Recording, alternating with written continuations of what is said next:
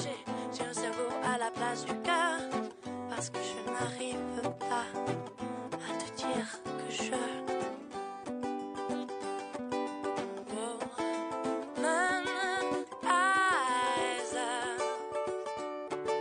Ça me stérilise toutes les papilles du cœur. Moi je goûte plus rien à part womanizer.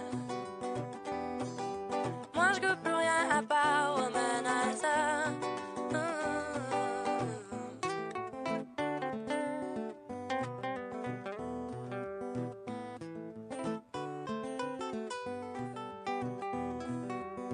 Tes restes glissent dans l'eau qui tombe de mes yeux. Tu me regardes plein d'oreilles, même tes paupières deviennent bleues. Oh, man, oh, man, eyes down. Whoa.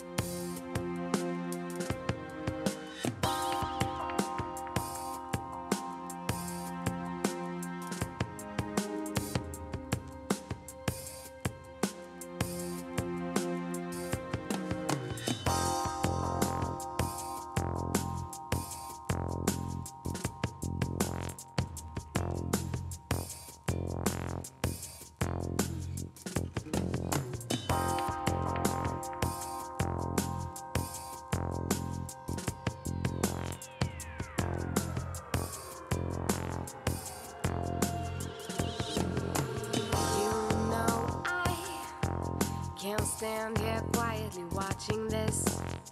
My heart drinks and I want you near. You know I never gave you anything but my love, but now you're gone.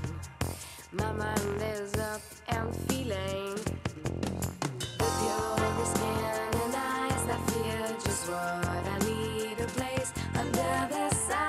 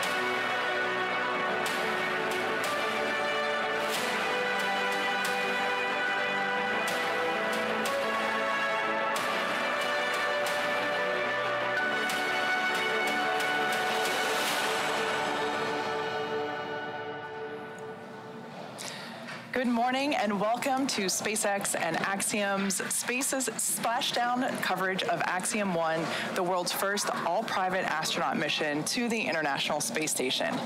My name is Kate Tice, Quality Systems Engineering Manager here at SpaceX. And I'm John Rackham, Crew Systems Deputy Manager at Axiom Space. After 17 total days in space, 15 of them aboard the ISS, we are in the final phase of a journey that has covered more than 240 orbits and 6.3 million miles.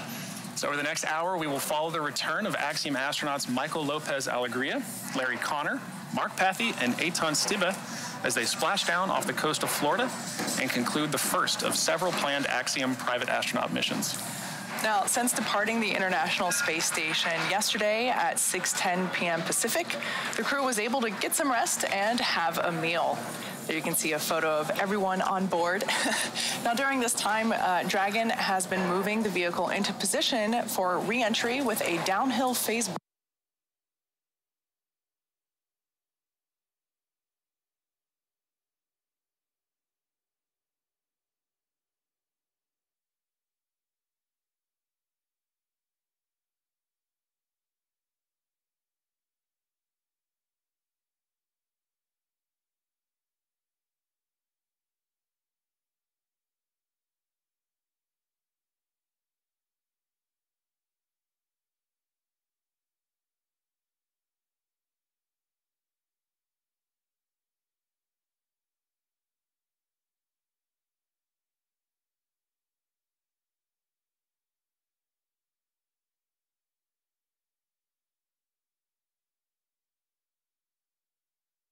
An expected loss of communication, sometimes referred to as an LOS.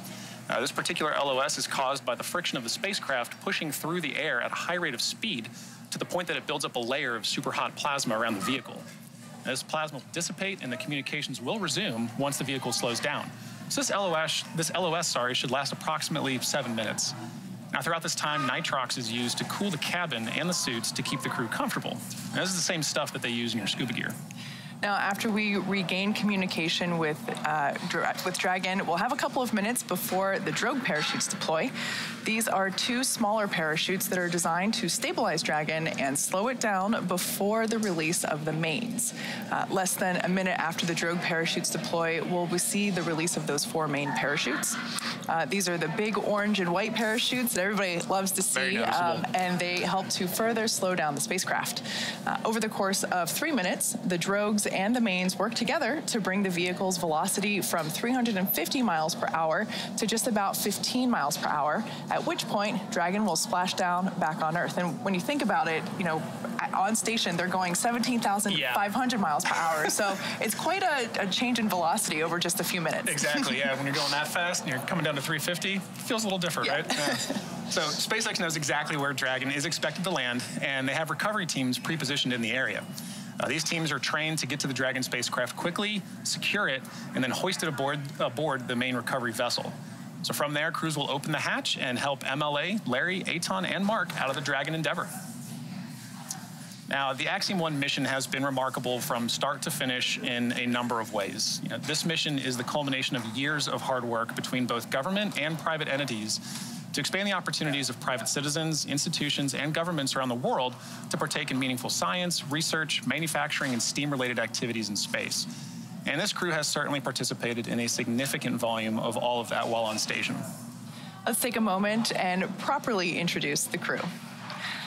Mark Pathy is Mission Specialist number 2 on the Axiom-1 mission. Mark is an entrepreneur, investor, and philanthropist, and is currently the Chief Executive Officer and Chairman of Montreal-based Maverick, a privately owned investment and financing company he founded that focuses on innovation and social impact. Through the Axiom-1 mission, Pathy has become Canada's 2nd private astronaut and the 12th Canadian to go to space. And serving as Mission Specialist 1, Eitan Stiba is now the 2nd Israeli ever to fly to space. In collaboration with the Ramon Foundation, the Israel Space Agency, and the Ministry of Innovation, Science and Technology, and the Ministry of Education, Stiba is flying to the ISS under the Rקיע banner and the maxim, "There is no dream beyond reach." The pilot for AX-1 is Larry Connor from Dayton, Ohio. Though through AX-1, he has now become the first private pilot to reach the International Space Station. He has also become the first human to reach both the deepest ocean depths and pass beyond the bounds of outer space within 1 year. Larry has been actively involved with the Mayo Clinic and the Cleveland Clinic for many years, helping to understand the effects of aging. This mission is adding a new dimension to several of these studies. And finally, the AX-1 mission is commanded by a retired NASA astronaut, Michael Lopez Alegria, a Spanish-American who was born in Madrid, Spain, and is also called Mission Viejo, California, as well as Boston, Massachusetts home. Michael is a U.S. Navy captain and has flown 3 times aboard the space shuttle and once aboard Soyuz. And in 2021, he was inducted into the Astronaut Hall of Fame. So as we know, it's supposed to be a 10-day mission, and it has been a little bit longer than that. So, while the mission was planned as 10 days in space, with 8 of those days on board the ISS, naturally there were multiple reasons that could cause some delays here. So, some of those delays that are preventing crew from undocking from the ISS could be weather and weather-related events. But because of this, NASA and Axiom Space contracted for an equitable balance to cover the AX-1 crew for a sufficient number of contingency days.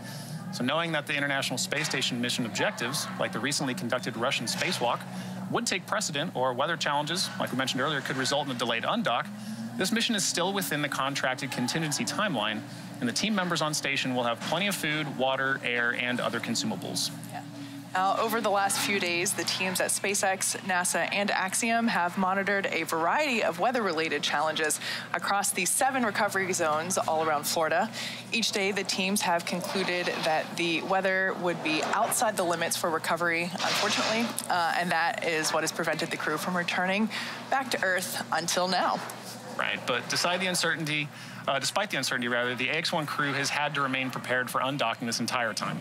So beyond their daily checklists and space-to-ground coordinations to prepare the cargo for departure, they filled their time with additional Earth observations.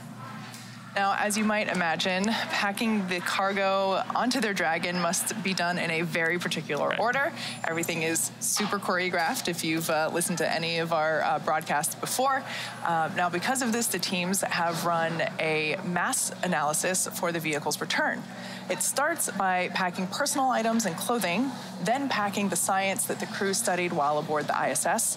The final cargo loaded are the cold bags packed with passive temperature controls known as ice bricks. Now, at the moment, Dragon is doing a couple of things autonomously. It's isolating the thermal control system fluid loops from the radiator. This system is what will help keep the internal temperature of Dragon comfortable for our crew during the reentry phase. And then after that, we'll wait for the claw to separate. The claw is what connects the trunk to the capsule itself. It delivers power, telemetry, and fluids, and the claw step is the first step in that trunk separation process. So we, of course, need to separate the trunk or jettison the trunk in order to expose the heat shield, and because the heat shield is located at the bottom part of the pressurized section of Dragon, which is where our crew is. Right. So there, actually, you can see we have a lovely little animation. So the top part is the pressurized section that I was just talking about. That's where the crew is seated currently. And then the bottom half, the part that's half black, half white, that is the trunk. And that is the part that we jettison. And right in between the two where the heat shield is. So that, of course, is what we need to expose in order for the crew to make their reentry through the Earth's atmosphere. Exactly right. Yeah, and so as we mentioned, there's a number of steps that get us all the way up to splashdown. And to remind folks who are just tuning in, we're just about an hour out from splashdown. So, before that, as Kate mentioned, we have claw separation, trunk separation. We get into a number of deorbit burns. We mentioned earlier that there is a planned LOS, or loss of signal or communications, followed by a reacquisition of that signal prior to us seeing the parachutes deploy, the very noticeable orange and white parachutes that you mentioned, slowing us down from 350 to 15 miles an hour, I think. Yep. Yeah. And then finally splashdown, so close to the hour. So stay tuned closely, and we'll be following it very closely. Yeah, everything happens what seems like in very quick succession. But at this point in time, the crew has put their suits back on. They are in their seats, strapped in using their, what are basically seatbelts, but they're actually 5-point safety harnesses. And we are anticipating that claw separation to occur around 9:11 a.m., which is now. So there you can, on the left side of your screen is a live view of Mission Control Center here in Hawthorne, SpaceX headquarters, which is located just behind us. So there are mission controllers are on console communicating with Dragon as we anticipate the claw separation and trunk separation. And there on your screen right now, that looks like Sarah Gillis, our SpaceX Core or Crew Operations and Resources Engineer. That is the person who is responsible for keeping in communication with the crew themselves. Right, so, but it's important during operations like these too to have kind of a single voice talking with crew. You know, we hear the term Capcom quite a bit for SpaceX's Core. But having that one single voice to communicate between all of the ground operations going on and crew, is really essential for crew to just be able to hear a single known voice and, proceed with their operations on the vehicle. Yeah, absolutely. So as we've mentioned before, the crew is in their seats. They have donned or put on their spacesuits once again. And actually, there's our first live view of the Axiom-1 crew inside our Dragon capsule. They have undocked from the International Space Station. That occurred at 9:10 p.m. Eastern yesterday, April 25th. And very excited to see them. They've, as you mentioned before, they've been in space a little longer than anticipated. Yeah.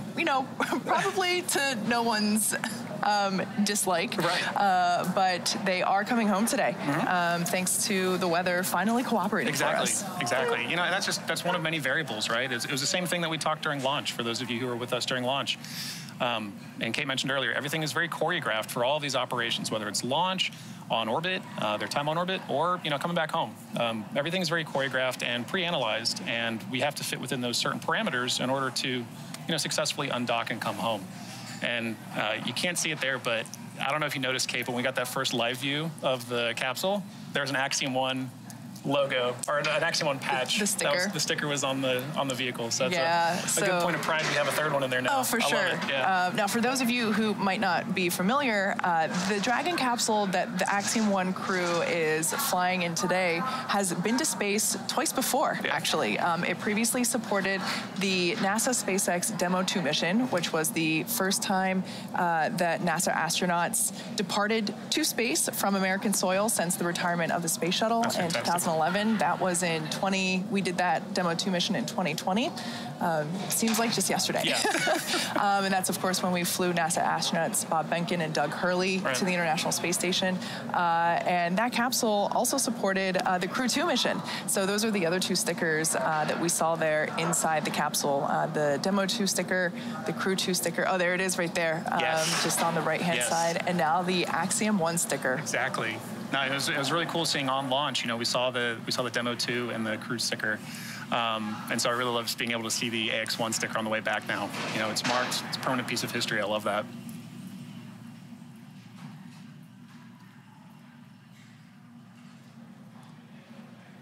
Now, at this time, I am able to confirm that we have had claw separation and trunk separation. So that is super exciting. Once again, we do that in order to expose the heat shield. So that is another physical change to the capsule itself. Once again, I just love this view that we have. So this shot is over the shoulders of Commander MLA Michael Lopez Alegria and pilot Larry Connor. And that view, we can see what they're seeing. Yeah. Now, something that's I think pretty cool about Dragon is that it's mostly autonomous. The point for Dragon is that the capsule does most of the thinking, most of the driving itself, all of it actually. And while the crew has the ability to back up the systems if necessary, the Dragon flies itself for the most part, and I just love being able to see what they're able to see there. The view that we saw was an indicator of which thrusters are firing. So the thruster number will light up once we get that view back again. But it's super exciting to see just the controls that they have, and man, just to be up there and think we're going home today. Yeah, exactly. Well, and I think what's really interesting too is, MLA mentioned before his flight how excited he was, particularly about the Dragon capsule. He's flown in shuttle, and interestingly enough, he has flown on the shuttle Endeavour, right, on STS-113. So going from something like shuttle to what the Dragon capsule is, it's a completely different experience. But he can compare those two systems and see how far the vehicle development has come since his days in the shuttle. And something autonomous like that, but you still have good controls into. He seemed really excited about it. Yeah, I mean, I could imagine. Yeah. Being able to say that you've been to space not once but multiple times and in different vehicles, that's quite an accomplishment. It really is, yeah. Yeah, and I can only imagine what the training was like for it too. The last time you'd train for something like the actual cockpit you'd be in, it was a shuttle, completely different. I've gotten to go inside shuttle cockpit trainers, and it is intimidating. Not being a pilot myself, but loving systems and being able to geek out on the switches, that was overwhelming, But then we got a chance to go sit and see the Dragon training capsule after launch, and I was astounded at the simplicity of it. But it, like you said, crew has the ability to interact with the system when they need to, and that's the important thing. Yeah. Now there's a view, once again, inside Dragon Endeavour with our AX-1 crew. They undocked from the International Space Station last night. They are now preparing for a re-entry through the Earth's atmosphere. We're targeting a splashdown outside Jacksonville as our primary launch site today. And for those... All right, so I have confirmation that deorbit burn has begun. Fantastic. You can actually see on the screen there on the right-hand side, so that would be in front of pilot Larry Connor's view on the right-hand side, you can see which Draco thrusters are firing. So this deorbit burn lasts about 10 minutes. And within the last 10 minutes, Dragon jettisoned its trunk and initiated the deorbit burn just a couple minutes ago. Like I said, this burn lasts about 10 minutes. And this is the last time that we'll use those 4 forward Draco thrusters. So those are the Draco thrusters that are on top of the capsule. Dragon has not yet entered the Earth's atmosphere. This deorbit burn is what will line the vehicle up and put it on its final trajectory for the landing site, which, like I mentioned, is outside Jacksonville, Florida, in the Atlantic Ocean. Right now, our crew are using their screens to keep tabs on that burn duration, Draco thruster firings, like as we saw, we saw those flashes of which Dracos were firing, and trajectory details like entry angle, capsule perigee, and how much distance remaining until the deorbit burn finishes. So important information to have. Dragon is flying itself, as I mentioned, so all the crew has to do is stay strapped in their seats and keep tabs on things. Now, once it's time for our crew to splash down back on planet Earth, they'll be heading to one of 7 targeted sites supported by SpaceX. All of these sites are located either off the coast of, or all of them are located off the coast of Florida, either in the Gulf of Mexico or the Atlantic Ocean. Spreading out the supported sites across multiple locations helps to actually maximize the return opportunities for this mission and future crews, lowering the chance that we'll have to wave off due to bad weather. So for those of you following along, you'll know that the high winds have been quite the challenge for us the last couple of days. But today, the weather is looking great for Dragon's return to Earth. Since Dragon is capable of splashdown on either side of the Florida Panhandle, we have 2 identical and fully equipped recovery vessels ready to support, one in the Gulf of Mexico and the other in the Atlantic Ocean. Right, and in the lead up to today, SpaceX has selected primary and alternate splashdown locations off the coast of Florida, like Kate was mentioning. The selection process takes into account a lot of different variables, including what landing sites are available and which have favorable weather, like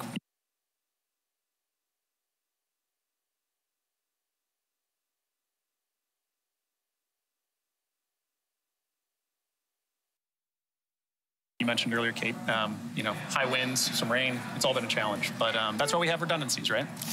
So, today our primary landing site gets the crew home off the coast of Jacksonville, Florida. And for return, we'll be looking at a number of weather items. Some of the obvious ones are no rain or chance of lightning in the recovery zone, both for the safety of the crew inside the capsule and also the recovery teams on the water that assist crew. So we're also looking for wind speeds less than 15 feet per second or about only 10 miles per hour and relatively calm seas. So it's a pretty precise place you need to splash down in. So that we can safely execute recovery operations, which includes landing a helicopter on the recovery ship to fly our crew back to shore. Yeah, so with all those conditions and even having 7 recovery sites to choose from, you can imagine that the teams have been doing a lot of evaluations over the last few days, trying to bring the crew home safely and quickly, but ultimately just day after day making the call that the weather was not playing along. So once again, the weather conditions today look really good. The term I like to use is super go. Super go. For these operations, SpaceX closely coordinates with the United States Coast Guard to establish a safety zone to ensure public safety and for the safety of those involved in the recovery operations, as well as the crew on board returning with the spacecraft. Now, multiple notices are issued to the mariners in advance during recovery operations. Coast Guard and patrol boats are deployed to discourage boaters from entering splashdown zones. Right, and because of that, we want to stress to the public, the need to respect this safety zone. Recovering a spacecraft from the water is a very hazardous operation, and any other boats interfering in the area not only increase the risk to the astronauts in the capsule, but also the teams working to recover them from the water. And that's not even to say the risk that it poses to the people that are in the area. So, to protect yourselves as well and the safety of the crew, we recommend that you sit back and just enjoy the show, just as crews do on their splashdown. We'll be bringing you the best possible views of our astronauts' homecoming. Yeah, absolutely. Yeah. Well, we're getting closer and closer to the splashdown of the crew. They are currently in the deorbit burn, which lasts about 10 minutes or so. Now, as you might imagine, our crew, Michael Lopez Alegria, Larry Connor, Eitan Stibba, and Mark Pathy, have gone through extensive training. Each have between 700 and 1,000 logged hours since mid-2021 of time dedicated to learning the SpaceX protocols, ISS systems, and to prepare for their respective research portfolios. To prepare the AX-1 crew for their mission, our teams at SpaceX spent the last several months teaching the crew about orbital mechanics, how to live in microgravity, and even running simulations of what the full mission will look like while seated inside Dragon. John, that's that capsule you and I got to visit. Yeah. Now, this team has studied nearly 100 different training lessons covering all aspects of the mission. As the commander, Michael focused on guiding his crew through all of their SpaceX, NASA, and space station training. Our trainers have told us that he demonstrated exemplary leadership in building a cohesive crew that can tackle any problem they're given and work together to solve it through effective communication. Now, as the pilot, Larry spent time developing his technical and operational skills as a first-time flyer in order to build a foundation for piloting Crew Dragon. Larry also served as the translator for his mission specialists, breaking down the technical data for his crewmates. Right, and as mission specialists, Eitan and Mark spent a majority of their training becoming proficient in operating equipment, interfaces, and a suite of other tools at their disposal to support their crew members throughout the ascent, rendezvous, and return portions of this mission. But their training didn't stop there. The AX-1 crew also completed zero-G flights to become familiar with the microgravity environment, as well as centrifuge training to experience the exact launch and entry profiles that they'll feel during their mission. Additionally, they went through wilderness survival training to simulate and practice high-stress scenarios, and medic training to prepare for potential illnesses that they might experience while on orbit. As the first all-private crew to live and work aboard the ISS, they have been training at NASA facilities, specifically NASA's Johnson Space Center in Houston, Texas, since August 2021. Each crew member has completed training in health, safety, space station systems, and emergency protocols to ensure that they can each work autonomously without interrupting the workflow of other astronauts on board the ISS. And naturally, each crew member has their own portfolio of research that they will conduct or participate in. So many of these studies have required the crew to train on the techniques and best practices of their respective principal investigators, or PIs. So, bottom line, this crew is setting the standard in their approach to training. We talked about this on launch day. They didn't take any of this lightly. They wanted to be a part of the mission and train accordingly. So they have succeeded the requirements of this mission and have certainly surpassed our expectations. This mission represents more than the first fully private flight to the ISS. AX-1 is establishing many new protocols and means of collaboration between government and private institutions. So as I said, this crew really wanted to actively give back to the ISS and truly be a part of the team. But to do that, you have to go all in 100%, which they did. And by immersing themselves in their training, they really set that bar high for future space flights and partnership efforts. Yeah, it's really impressive to see just, everything that they've gone through to get to this point. And it paid off, right? Because they ended up being in space almost twice as long as intended. Exactly right. So they had to know how to live aboard up there. So, all right. Well, 17 days ago, on April 8th, the AX-1 mission launched from Launch Complex 39A at Kennedy Space Center aboard a Falcon 9 rocket. Over the next 21 hours, the Dragon Endeavour would carry this crew to the International Space Station, at which time they would become the first ever all-private crew to be welcomed aboard the ISS. Now, of that 4-person complement, this journey to space was a first for Larry Connor, the first private pilot to reach the ISS, Mark Pathy, the second private Canadian astronaut and 12th Canadian to go to space, and Eitan Stiba, the first Israeli to live and work aboard the ISS. And there you can see the crew that was welcomed aboard. Larry there in the cupola doing some Earth observations. And Mark and Eitan, again, as mission specialists. So the key mission objectives for AX-1 have always been scientific research and outreach, primarily. Performing meaningful science while still taking the time to communicate out the impact and application of that research. So space-to-ground events with various institutions allowed a wider audience of students to hear firsthand how on-orbit science directly impacts us back on Earth. Including that, Earth observation activities from the ISS cupola not only provided opportunities to study planetary biology and weather systems, but it also allowed crew time to reflect on who we are and where we ultimately come from.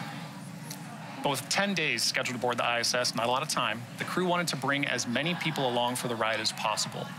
Inviting people aboard to see how they lived and operated, how food is prepared and managed. You can see there, looking at some of the meals. Calling to order international scientific committees. Engaging with children at charter schools and science museums, all this outreach regarding STEAM education, fielding their questions about life on orbit, what it is to live aboard the ISS and live in low Earth orbit. And occasionally, in Eitan's case, even speaking with national leaders. Mark was also able to speak with First Nation students about the purification process of drinking water in space. So ultimately, every moment was an opportunity to educate communities around the globe on what we can learn in low Earth orbit, how our individual cultures add to that experience, and ultimately why we choose to go to space. But outreach was only a small fraction of their effort. A lot of their time on orbit was dominated by technology demonstrations and research opportunities. Activities such as conducting the first two-way holoportation that you can see Mark here doing, that really highlighted how interactive augmented reality, has benefits in Earth-based telemedicine as well as long-duration exploration. Eitan got to work on fluidic optical lens development and microgravity. This one was particularly cool to me. I found this really interesting. But the goal there was to show how manufacturing in space can improve optics production for deep space astronomy. Eitan also got to perform a neuro-wellness study that assessed cognitive performance and brain activity. And while Mark got to utilize biomonitor studies to investigate new analysis techniques to detect negative effects on key organ functions. But above all else, the crew of AX-1 wanted to ensure that this mission always tied back to the people on Earth. That somehow, in addition to the significant amount of research performed, the mission ultimately remained grounded in its ability to connect the dots between home and low Earth orbit. Not only appealing to both who we are, but also where we are heading. Ultimately, AX-1 was a mission that highlighted why we go. So during launch, we highlighted the significant number of research objectives that this crew had. You can see that we touched on only a small fraction of the mission's on-orbit accomplishments. That is only a part of this mission's story. So to see more of what crew accomplished in their time on orbit, please visit axiomspace.com/AX1-research, which you can see in the bottom of your screen. At this point in time, I am able to confirm that deorbit burn has concluded. Excellent. And it was good. Good. So we are committed to bringing the AX-1 crew home today. As we've mentioned before, we are targeting a splashdown off the coast of Florida near Jacksonville, over on the Atlantic side. Now, in the background, Dragon is currently inhibiting those forward bulkhead Draco thrusters that we just used to complete that deorbit burn, ensuring that it's safe to latch the nose cone and shut for reentry. So also, the vehicle has initiated the nitrox suit purge, nitrox being the nitrogen-oxygen mixture, same as you use in your scuba tank. This will help keep the crew cool and comfortable during reentry, which is coming up in just a few minutes. At this point, the nose cone is closing and nearly closed and is protecting that forward hatch during reentry. The crew are using their screens to monitor the locking of the nose cone, which is done by a set of hooks. So there's that awesome microgravity indicator.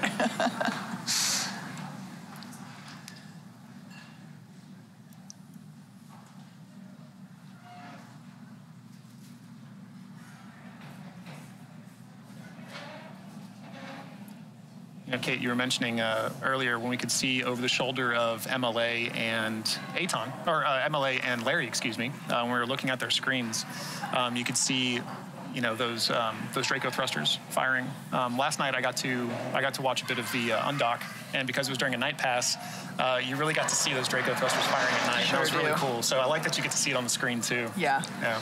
Yeah, it's pretty great to be able to see the machine that you're riding in, what it's doing while it's doing it. As we mentioned before, Dragon is completely autonomous. Everything from the point in which it separates from the second stage to the point that it splashes down. The crew has the ability to act as a backup to Crew Dragon's systems, but the capsule essentially flies itself, which is really important because, it's actually safer than if humans were to steer it. And there we can see on the screen actually the orientation of the Dragon capsule to the Earth. Once again, that is pilot Larry Connor on the right-hand side, was on the right-hand side, and Commander Michael Lopez Alegria was on the left. So in this view here, on the far left, we have Mission Specialist Mark Pathy, then to his right, Larry Connor, then MLA, and then on the far right, at the other window seat, is Aton Stiba. And of course, our stowaway, the zero-G indicator, Caramel from Montreal Children's Hospital. Good to see. Yeah. Now that view on your screen there is the Mission Control Center here in Hawthorne, California, SpaceX headquarters. That is where our Dragon controllers are supporting the mission. And as we enter the final phase of this AX-1 mission, which of course is the deorbit burn and splashdown. All right, so confirmation there that the nose cone is closed. That is complete. So we have basically closed Dragon back up. We have covered up the forward hatch as well as those forward Draco thrusters, forward being, at the top. That is the last physical change to the capsule prior to splashdown. Right, it's essentially buttoned up and ready to go, right? Yeah, absolutely. Now, as we begin the second half of entry, Dragon is now beginning to flush nitrox into the cabin and continuing to top off the AX-1 crew's suits with cool air.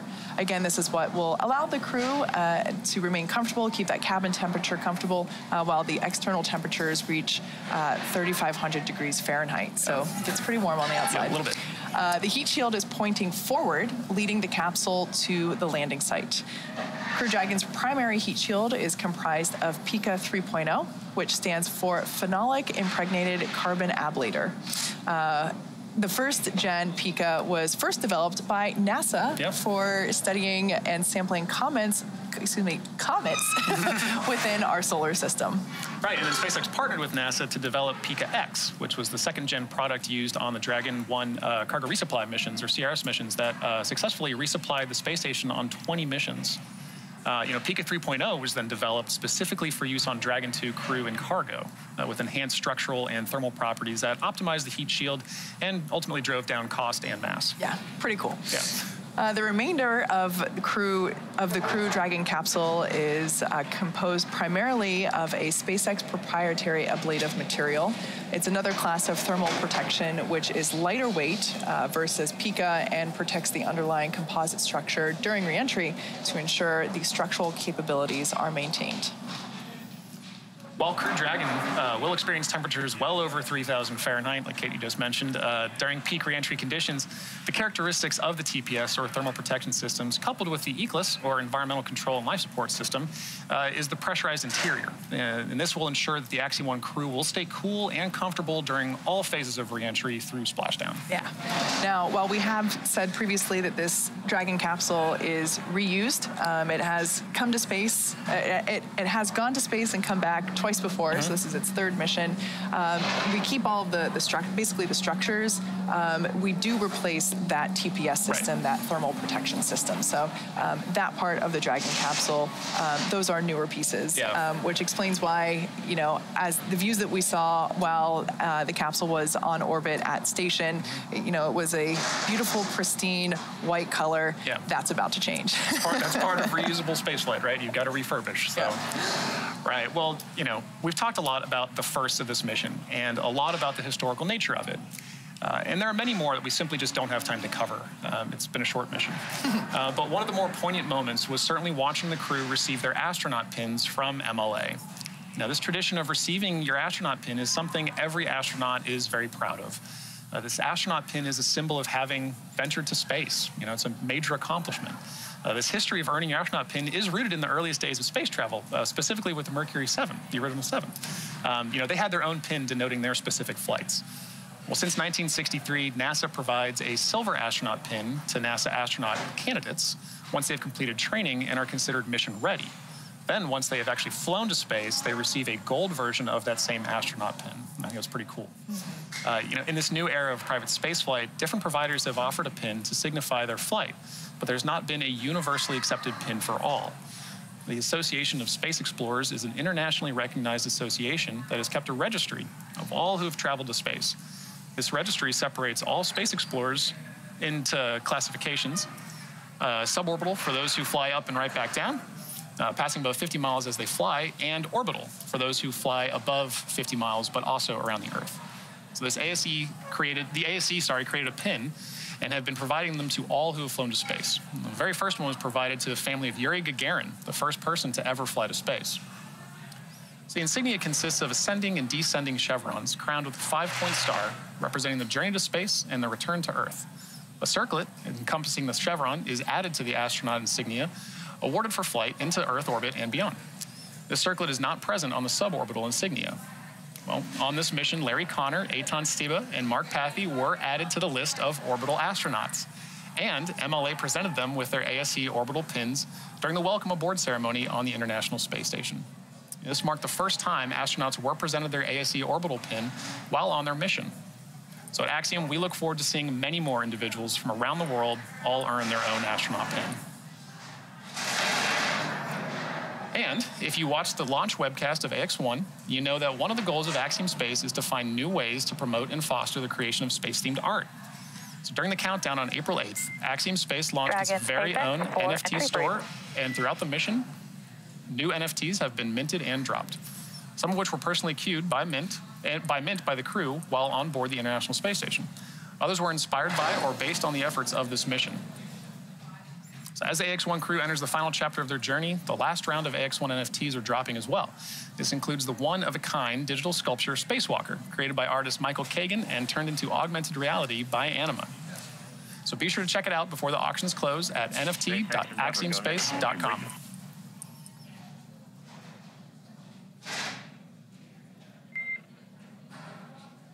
Copy that. At this time, I have no notable updates to vehicle status and recovery team status. Weather is still looking great, with no significant change to the numbers I called up previously. I don't believe you have the blackout start and end times, so I have those available for you when ready to copy.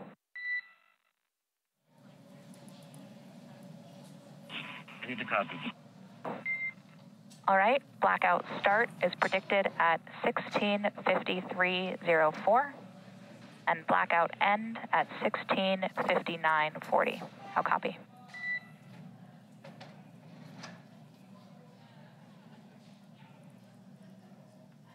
I copy start 165304 and end 165940. Good copy.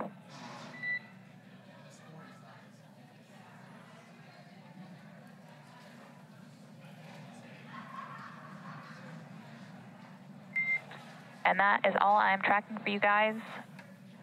Let me know once you guys have visors down, restraints tight, and tablets secured later in the timeline. We will do so. Thanks, sir.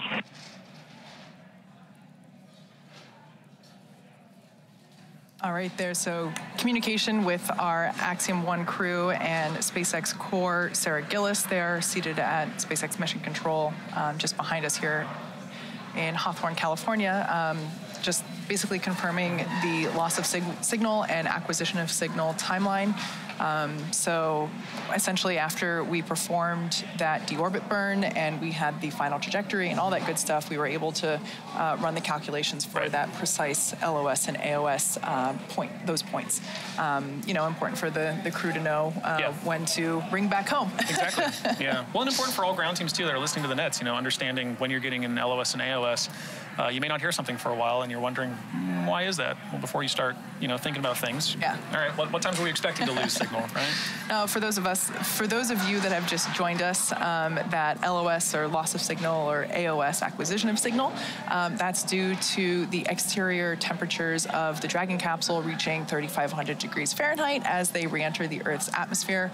It sounds scary, but it's actually really helpful. As they are re-entering the Earth's atmosphere, that friction is actually slowing the capsule down. Right. Right now they're going 17,500 miles per hour, and the Earth's atmosphere will act as that initial slowdown point. They'll feel a couple G's. Yep, just a few. They'll re-enter the atmosphere, and basically plasma builds up on the exterior of the capsule, preventing communication in and out with the crew. So it's only going to last 6 minutes, and the crew will be able to check in with us, and then at that point the drogue parachutes will be deploying and all that fun stuff. Yeah, and then doing the rest of the work. Yeah, exactly. Speaking of work, crew on this mission, their main focus was research. AX-1, really is a research-focused mission, and the goal was to set the standard for future private astronaut crews and usher in a new phase of microgravity research for new government and non-government entrants around the world. The mission included more than 25 science and research investigations during their time aboard the ISS, and it includes the collection of pre- and post-launch physiological data. Now, among the unique attributes of the AX-1 mission has been the ability for astronauts to curate their own research portfolios in collaboration with leading institutions around the world, in addition to supporting Axiom-managed investigations. So while some of these visuals from the mission are still coming down and being made available, we want to highlight just some of the accomplishments of this crew. Mark Pathy took part in scientific research projects in partnership with 6 Canadian universities and their investigators, as well as proof of concepts with 2 tech startups, including the world's first in-space demonstration of two-way holoportation. Yeah. He also conducted Earth observation activities in partnership with the Royal Canadian Geographical Society, or RCGS, and Western University. Larry Connor's research projects were the result of long-time partnerships with the Mayo Clinic and the Cleveland Clinic. The Ohio native has helped fund groundbreaking research at both institutions for much of the last decade. Connor's experiments on behalf of the Mayo Clinic sought to provide data on space travel's impact on senescent cells and heart health. So while on station, Connor was responsible for maintaining these senescent cells, cells that have stopped dividing, that are returning with him to be studied further. So Connor's ground research with Cleveland Clinic consists of pre- and post-mission high-resolution MRIs to study the effects of the spaceflight environment on spinal and brain tissue. Eitan Stiba carried out research activities on behalf of several Israeli innovators, the Ramon Foundation, the Israel Space Agency, and the Israeli Ministry of Innovation, Science, and Technology. During his mission, named Rקיע, he facilitated scientific experiments and conducted educational and artistic activities to connect the younger generation in Israel and around the globe with the values of peace, innovation, and social responsibility. His research projects include testing radiation, personal protective equipment, as well as studies into astronaut eye health, cognitive activity, and much more. In addition to the crew-curated research portfolios, Axiom Space collaborated with a variety of institutions to conduct several science investigations. Demonstrations ranged from Tesserae, a self-assembling technology for satellites and future space habitats, to the JAMSS JAMS photocatalyst, an air purification technology, and included research studies on modeling tumor organoids, a cancer stem cell study, and participating in the ongoing efforts of the Translational Research Institute for Space Health, also known as TRISH, which calls for pre- and post-flight collections of physiological data. So MLA helped facilitate these Axiom-managed studies, as well as conducting several outreach events. So more information on the incredible works performed by this crew while on the ISS can be found at axiomspace.com/AX1-research. Missions just like this one will open the door for new countries around the world to pursue and participate in the benefits of human spaceflight. Exactly. And to that end, at Axiom, we are hard at work building the next destination in low Earth orbit. Axiom Station is being designed as a true continuation and evolution of the International Space Station. So much gained over the last 20+ years. Axiom's goal is to build upon the successes and lessons learned over that time while bridging the gap between the ISS and commercial spaceflight. Ultimately, allowing for greater access to that knowledge and capability ensures that humans continue to benefit from time spent in low Earth orbit. And Axiom's first private astronaut missions are crucial steps in learning how the relationships between government and private industry can grow and change.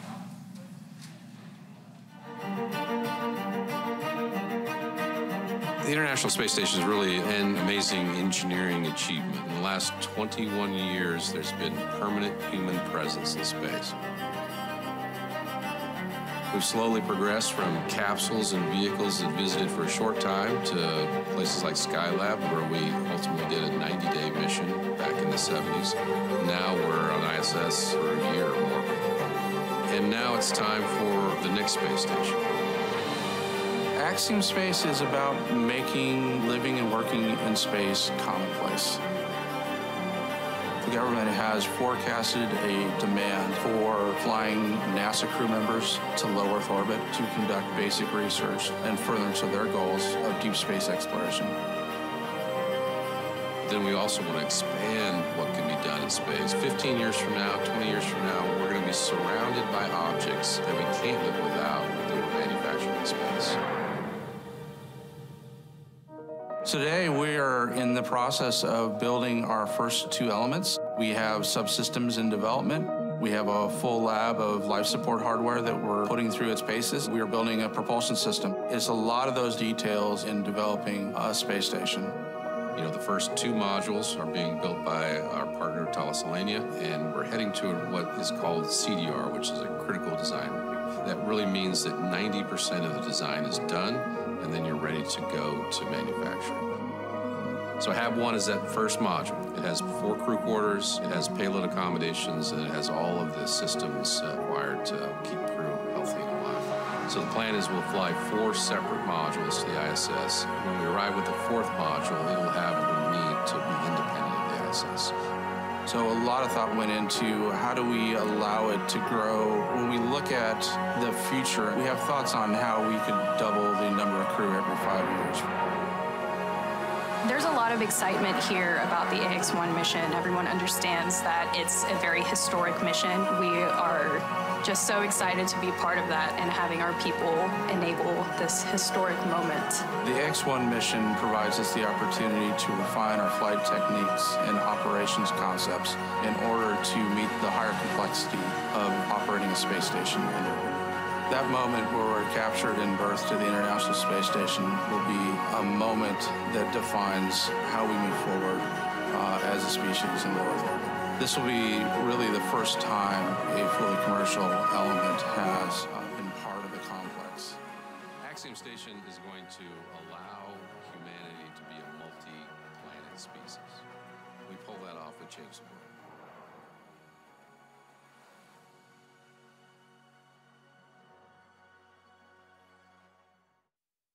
כיף גדול לראות את כולכם כאן היום. אנחנו רוצים להתחיל, אז אם אתם יכולים לתפוס מקומותיכם, לדעתי אנחנו כבר... 5 minutes away from LOS, or loss of signal. They are basically preparing to re-enter the Earth's atmosphere. So they undocked from the International Space Station yesterday at 9:10 p.m. Eastern. The Dragon capsule performed a couple of maneuvers to basically line everything up in preparation for re-entry. We jettisoned the Dragon trunk to... טוב, ערב טוב לכולם. ב-20 דקות הקרובות אנחנו הולכים לראות סוף של הליך טכנולוגי מדהים, שבמסגרתו חללית שיצאה היום בלילה מתחנת החלל הבינלאומית, מחזירה 4 אסטרונאוטים, ביניהם האסטרונאוט איתן סטיבה, האסטרונאוט הישראלי, לכדור הארץ. ביום שבת, לפני שבועיים, שמענו לראשונה עברית בתחנת החלל הבינלאומית, ומאוד מאוד התרגשנו, ובשבועיים האחרונים, בשיתוף פעולה מלא עם סוכנות החלל במשרד המדע, עבדנו ביחד עם אוניברסיטאות, בתי חולים, חברות סטארט-אפ, מהנדסים וחוקרים ישראלים, ואיתן ביצע מספר C של ניסויים כחול לבן בחלל במשימה מהסוג הזה. אני אספר קצת מה קורה עכשיו, ואני אציין שמבחינתנו, אמרתי שאנחנו הולכים לראות את הנחיתה, אבל הסוף של רקיע אנחנו לא מתקרבים אליו, כי יש לנו המון מידע שאנחנו צריכים לנתח מהניסויים, ויותר מזה, יש לנו המון הקלטות חינוכיות שאנחנו מחכים שנוכל לשחרר אותם ביחד עם סוכנות החלל במשרד החדשנות, המדע והטכנולוגיה ומשרד החינוך למערכת החינוך. כל דבר שאתם הולכים לראות כאן, מתוכנן למעשה לרמת הפרט. האסטרונאוטים יושבים כבר בערך שעתיים בחליפות שלהם, החללית עצמה היא אוטונומית, אבל מפקד המשימה, מייקל לופז אלגריה והטייס לארי קונר אמורים להיות מסוגלים לקחת פיקוד עליה. זאת הפעם השלישית שהחללית הזאת הייתה בחלל. במסכים אתם רואים את חדר הבקרה של SpaceX ואת השידור שלהם. לא יהיו הרבה תמונות מתוך הדרגון עצמו, ומתוך מהנחיתה עצמה, כשהיא מחוץ לאטמוספירה מן הסתם. בשעה בערך 7:15, לפני בערך חצי שעה, בוצעה הערכה האחרונה של מזג אוויר. באתר הנחיתה שלנו קיבלו אור ירוק למעשה לנחיתה. הדרגון למעשה נתקע מתוכה את התא האחורי שלה ונשארה רק הקפסולה, ואוטוטו הקפסולה אמורה להיכנס לאטמוספירה. ב-7:53, אם אפשר רק להיות זה, ב-7:53 בדיוק, הקפסולה מתחילה להיכנס לאטמוספירה, לעשות תהליך שנקרא re-entry. זה החלק היותר מורכב והיותר מסוכן. החללית למעשה, תחשבו שהיא נכנסת לאטמוספירה במהירות של 27,000 קמ"ש, והיא אמורה להגיע לגובה של סדר גודל 6 קילומטר, בערך במהירות של 550 קמ"ש. איך היא מאטה? היא למעשה מנצלת את הכניסה לאטמוספירה, מנצלת את החיכוך באטמוספירה כדי להאט. זאת אומרת, יש חלקיקים באטמוספירה שמייצרים איזשהו כוח גרר, שמאט את החללית בצורה מאוד דרסטית. זה השלב שבו מגן החום של החללית, הטמפרטורה של הקפסולה שבה יושב איתן וחברי הצוות, עולה לסדר גודל של 1,800 מעלות צלזיוס. זה מאוד חם, ומה שמגן על האסטרונאוטים זה מערכות אוורור, וכאמור העיטוף הטרמי של החללית. החיכוך הזה אמור להוריד את המהירות של החללית לכמה מאות קילומטרים לשעה, מה שיאפשר לה לפתוח מצנחים. כל אורך התמרון הזה לוקח משהו כמו 7 דקות, יש למעשה blackout. לפי השעון שלי אנחנו כבר ממש בו. יהיה נחמד אם קצת תגביר אפילו את הסאונד, שבו לא מקבלים יותר מדי טלמטריה מהחללית ולא מצליחים לתקשר איתה.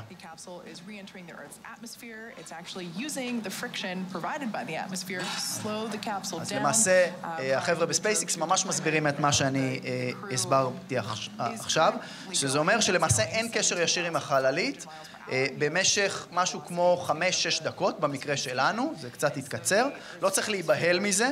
אתם יכול להיות שאתם תשמעו כאן ברקע את החבר'ה של SpaceX מנסים לתקשר עם החללית, ובאזור שעה 8:00 אתם תוכלו לשמוע את מייקל לופז אלגריה מתקשר עם החללית עצמה. 2 דקות מאוחר יותר, החללית תהיה במהירות מאוד נמוכה, באופן יחסי, 560 קמ"ש, ובגובה של 18... זה יותר איטי באמת ממטוס בחלק מאוד מהמקרים, אתה צודק. יפה.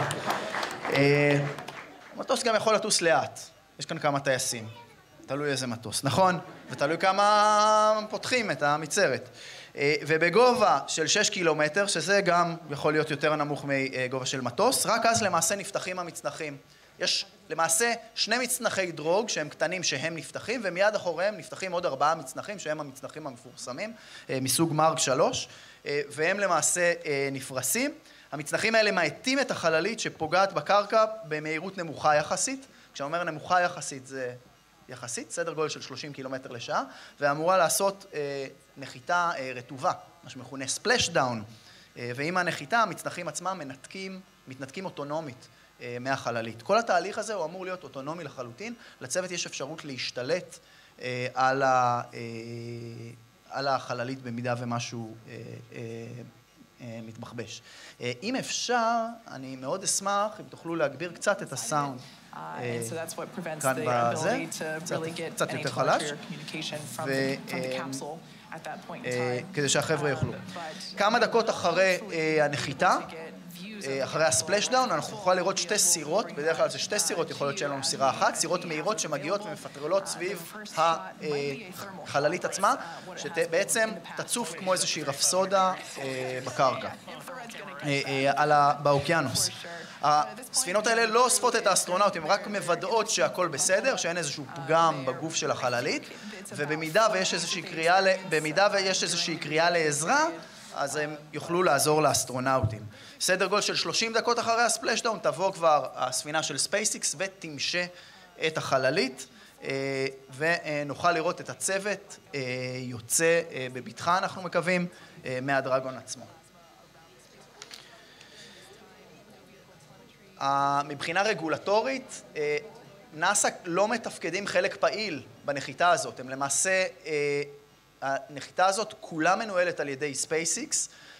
נאס"א היא הסמכות הרגולטורית שאחראית על החלל בארצות הברית. ברגע שהם חוצים את קו קרמן ונכנסים לתוך 100 קילומטר, אז הסמכות הרגולטורית היא ה-FAA האמריקאי, ובסופו של דבר, ה-Coastal Guard האמריקאי, משמר הימים, אמור להבטיח את הבטיחות של הצוות כשהוא נמצא כאן, כשהוא נמצא במים. כמובן שנאס"א מלווים את התהליך הזה, כי בכל זאת הם הסמכות הרגולטורית בנושאי חלל, אבל אם אתם רואים כאן בשידור, אז יש נציג של אקסיום ונציג של ספייסיקס. בחדר הבקרה מאחוריי גם רואים את חדר הבקרה ביוסטון, שמנהל למעשה את תחנת החלל הבינלאומית. אז כרגע מספרים במשדר של ספייסיקס, שלמעשה הצוות מרגיש טוב, שהם דיברו איתם. ושוב פעם, אין כאן יותר מדי דברים ויזואליים שאנחנו נראה עד סוף ה-blackout.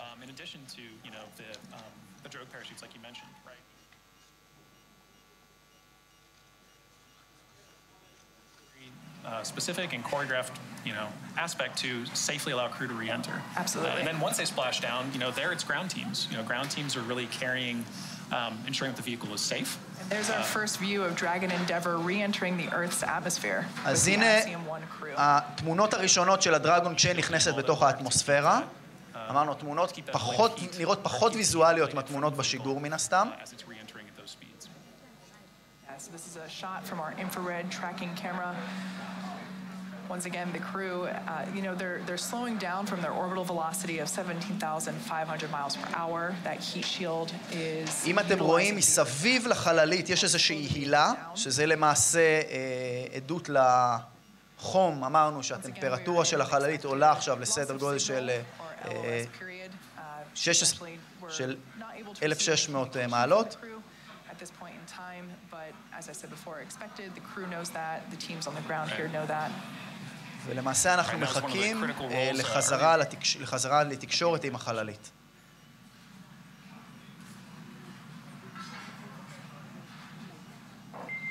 Dragon SpaceX ComCheck. Loud and clear, Sarah. Cruise to its side.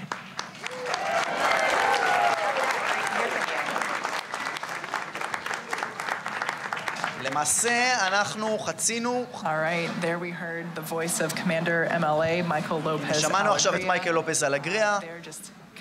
מדווח שיש תקשורת. למעשה יש עוד שני שלבים. אמרנו, היה את סגירת הפתח שהייתה בלילה, אחר כך היה יציאה מהתחנה, אז נכנסו לפייזינג ברן שהכניס אותם לתהליך. נכנסו לדי אורביט, כניסה לאטמוספירה. עכשיו הולכים לפרוס את המצנחים. Copy that, sir. All right, so just a heads up there to the crew that they can expect to feel those initial drogue parachutes deploy. Right. As I was saying before, the crew is comfortable. You know, while the exterior of the capsule is warming up, we are purging the internal cabin and their suits with nitrox or nitrogen-oxygen mixture to keep them comfortable and cool. Mm-hmm. Yeah, exactly. So, you know, as we're waiting for confirmation that Dragon chutes have deployed, you know, just prior to the deployment of the initial drogue chutes, Dragon will automatically safe the propulsion system. בעצם לחללית יש מכשור שיודע מה הגובה שלה ויודע בדיוק באיזה גובה ומהירות לפרוס. Seats automatically rotate 26 degrees to keep the crew within acceptable or G limits for entry and landing. Without the drogue chutes, we would have to make the mains 3 times stronger and heavier. And of course, everything about spaceflight is about weight. Right. So if you... Dragon SpaceX, brace for drogue window. בשלב הזה כבר אמורים לפרוס את המצנחים הראשוניים, את מצנחי הדרוג. Alright, so just a couple moments here until those drogue parachutes are released.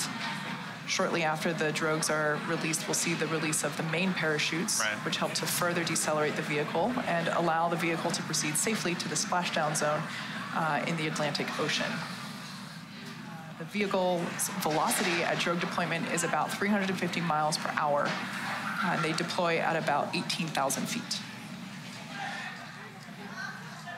עוד פעם, בסדר גודל של 6 קילומטר פורסים את המצנחים הראשונים, זה גובה יחסית גבוה.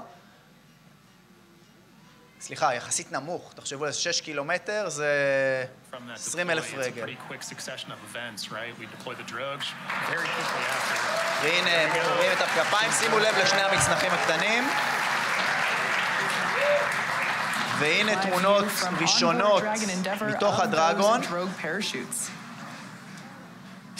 ותוך סדר גודל של 2 דקות אנחנו נראה עוד מצנחים שנפתחים, שהולכים להאט את החללית ממהירות של כמה מאות קמ"ש ל-30 קמ"ש.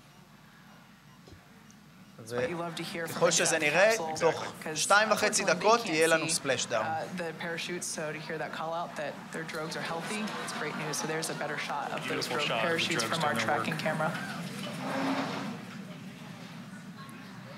You know, and having that single voice with the core, talking to crew, letting crew know that they're going into a planned LOS, and then coming back. All right, there's the 4 mains. והנה, לדעתי אנחנו רואים עוד מצנחים שנפרסו, אם בתחילת השידור אז אמרנו, והנה יש לנו 4 מצנחים, ואפשר לומר שהספלשדאון הזה נראה מצוין, וממש תוך דקה, 2 דקות.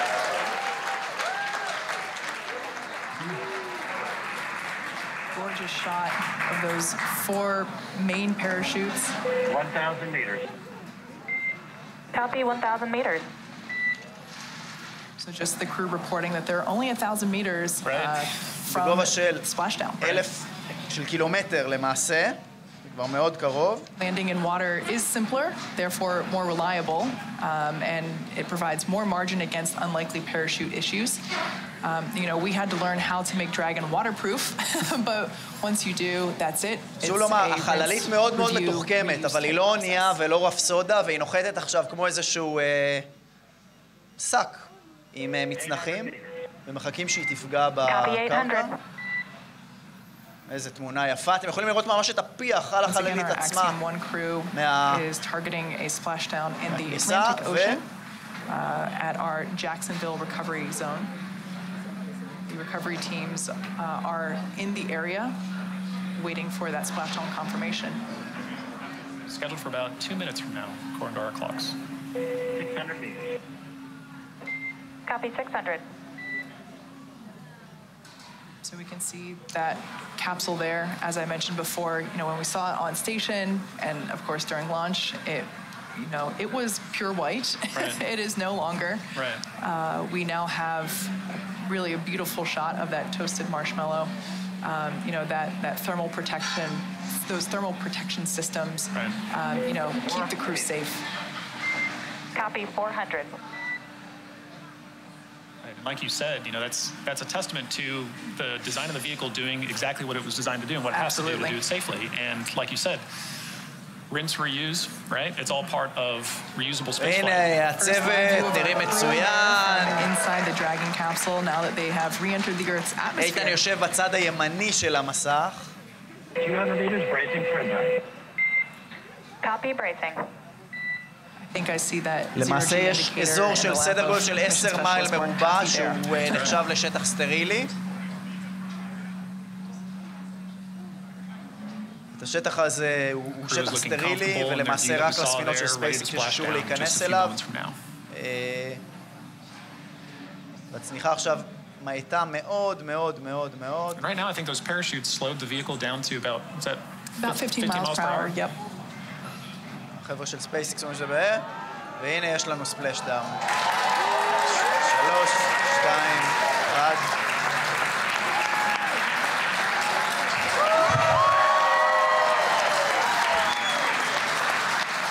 As you can tell by the cheers behind us, we can confirm that ויש לנו נחיתה בטוחה בכדור הארץ. ברוך שובך בשלום, איתן סטיבה. וואו. Dragon Endeavour has returned home with the AX-1 crew. Dragon SpaceX, we see splashdown and mains cut. מדהים איך תהליך יחסית פשוט של צניחה יכול לרגש כל כך. SpaceX recovery ship and team that you see there on your screen has been waiting for Dragon splashdown, and they're now making their way to that location. On behalf of the entire SpaceX team, welcome back to planet Earth. The AX-1 mission marks the beginning of a new paradigm for human spaceflight. We hope you enjoyed the extra few days in space, and thanks for choosing to fly with SpaceX. יפה. אז אם שמעתם, אז למעשה הבקרית של SpaceX.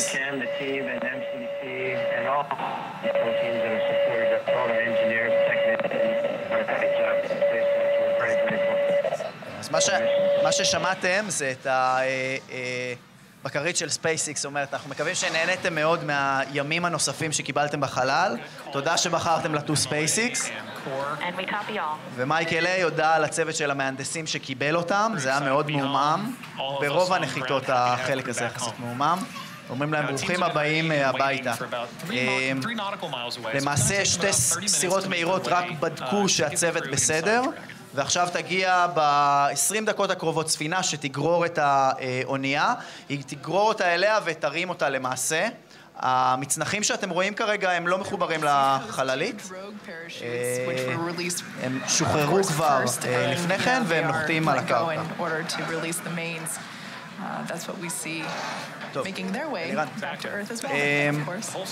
טוב, בואו נמשיך, אנחנו עוד מעט נחזור לשיגור הזה, לשידור. אני רוצה לומר, מה שאתם רואים עכשיו זה רק מצנחים שנוחתים. הצוות כבר נמצא ויש שם סירה שמגבה אותו, ואנחנו מחכים לסירה של SpaceX. ייקח סדר גודל של 25 דקות, כי היא לא נמצאת באזור הסטרילי, והיא תיסע את האונייה, תרים אותה, יש תהליך של... הוא משתנה מנחיתה לנחיתה, בניגוד בדרך כלל זה לוקח משהו כמו 10 דקות, עד שפותחים את הדלת. יהיה שוט מאוד יפה מתוך החללית ושל אנשים ומחוץ לחללית, שיראו איך האסטרונאוטים יוצאים. כשהאסטרונאוטים יצאו, מושיבים אותם על אלונקת ישיבה, לא להיבהל. זה בסדר גמור, הם מרגישים, גם אם הם מרגישים מצוין, נוהגים לעשות את זה בגלל ההסתגלות של הגוף למיקרו כבידה. אני כן רוצה לומר משהו, שכשאיתן המריא לחלל, ידענו שבעולם מסתכלים על רקיע כמשימה שהיא מאוד פורצת דרך במודל שלה.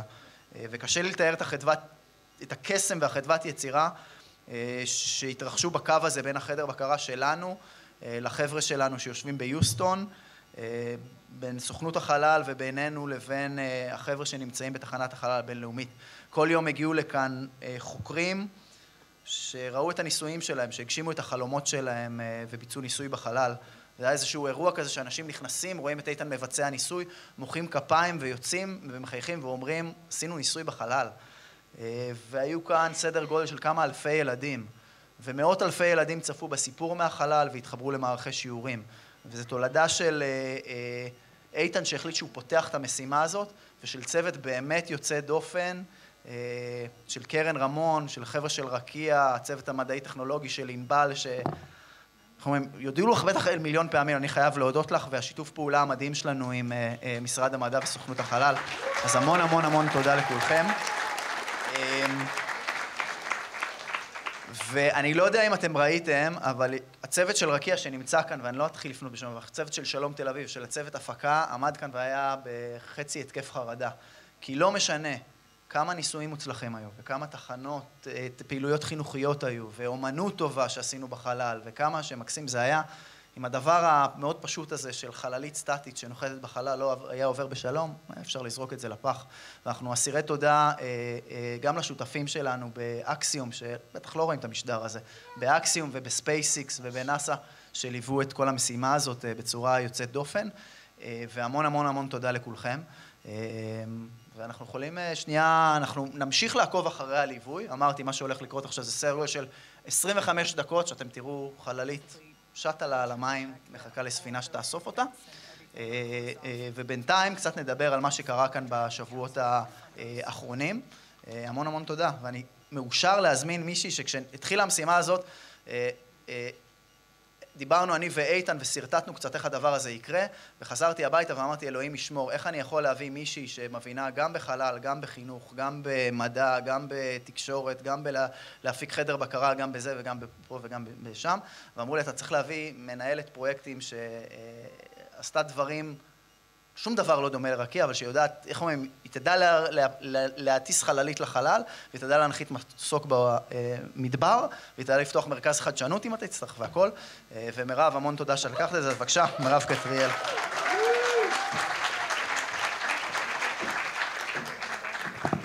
תודה רן. אנחנו נמשיך כמובן לעקוב אחרי המשדר, ובינתיים אנחנו רוצים להזמין אתכם למבט מאחורי הקלעים של ימי המשימה. זה התחיל לפני 1.5 שנה, כשעל דף נייר לבן וריק כתבנו משפט, אין חלום רחוק מדי. ומהמשפט הזה התחלנו למתוח קווים, לתכנן תוכניות ולסמן יעדים. רצינו להביא את החלל לכל בית בישראל, דרך המדע ודרך האומנות, דרך בתי ספר ודרך רשתות החברתיות. משימת רקיע חיברה את החברה הישראלית סביב ערכים של תקווה, סקרנות, אופטימיות ונחישות. זה לא היה יכול לקרות בלי העבודה המשותפת של כל אחד ואחת מחברי צוות רקיע והצוות של שלום תל אביב. תודה לכולכם. אנחנו רוצים להודות לאיתן שיזם את המשימה והעניק לכולנו את ההזדמנות הנדירה לעוף אל החלומות. איתן סחף את חברי הצוות שהיו איתו בתחנה לעבודה משותפת. ימי המשימה היו עשירים בניסויים מדעיים, תוכניות חינוך ומיצגי אומנות. ימי המשימה האינטנסיביים בחלל היו רק קצה הקרחון הגלוי לעין מתהליך ארוך ואינטנסיבי של הכנה לקראת המשימה. אנחנו רוצים להודות לסוכנות החלל הישראלית במשרד החדשנות, המדע והטכנולוגיה בקידום המשימה.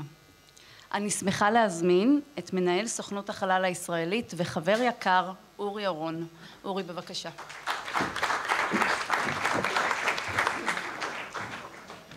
טוב, אפשר להגיד ערב מצוין, לא?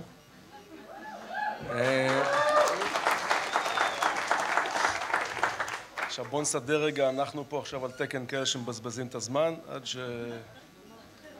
שנסדר שנייה אחת מי עושה מה בתוך האירוע הזה. אז אני א' יהיה קצר, כי אני חושב שבאמת התמונות מדברות בעד עצמם, ובצדק אתם תסתכלו על המסכים ותספרו את הדקות, וכל אחד עם המחשבות שלו והרגשות שלו.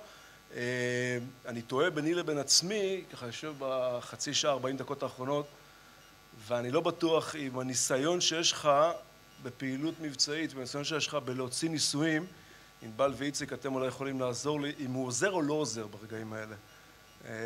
אני לא הצלחתי להגיע למסקנה, וזה תמיד מרגש, וזה תמיד מלווה ברגעים של מחשבות, ולכן הערב הזה הוא ערב מצוין, ואני אגיד ככה כמה מילים קצרות. והדבר הראשון שאני רוצה להצטרף ככה למה שרן אמר, זה שאני חושב שהנחיתה המאוד טובה הזאת במימי האוקיינוס, היא מביאה לידי סיום את החלק הפיזי של משימת רקיע, אבל ממש ממש לא מסיים את המשימה. המשימה הזאת היא AX-1, משימת רקיע, כמו שנאמר, פורצת גבולות בהרבה מאוד היבטים, משימה פרטית ראשונה אל תחנת החלל, ובמידה רבה מאוד היא חלק מהסיפור של חלל חדש. שעלה פה לאורך, אגב, זה לא רק בשבועיים האחרונים, מירב, זה אני חושב שהרבה מעבר לזה, וזה חלק מהסיפור. החיבור הזה בין אנשים פרטיים לחברה פרטית או לחברות פרטיות, אקסיום וספייסיקס, החיבור הזה ביניהם, שטסים לתחנת חלל שבנו אותה ממשלות, תחנת חלל בינלאומית, והם מגיעים לשם ומצטרפים לצוותים בינלאומיים ומוציאים לפועל ניסויים ופעילויות של מוסדות אקדמיים ומחקר ופעילויות חינוך. זה הסיפור של חלל חדש. ואני מאוד מאוד מאוד שמח שבחרנו להיות חלק מזה. וזה לא מובן מאליו.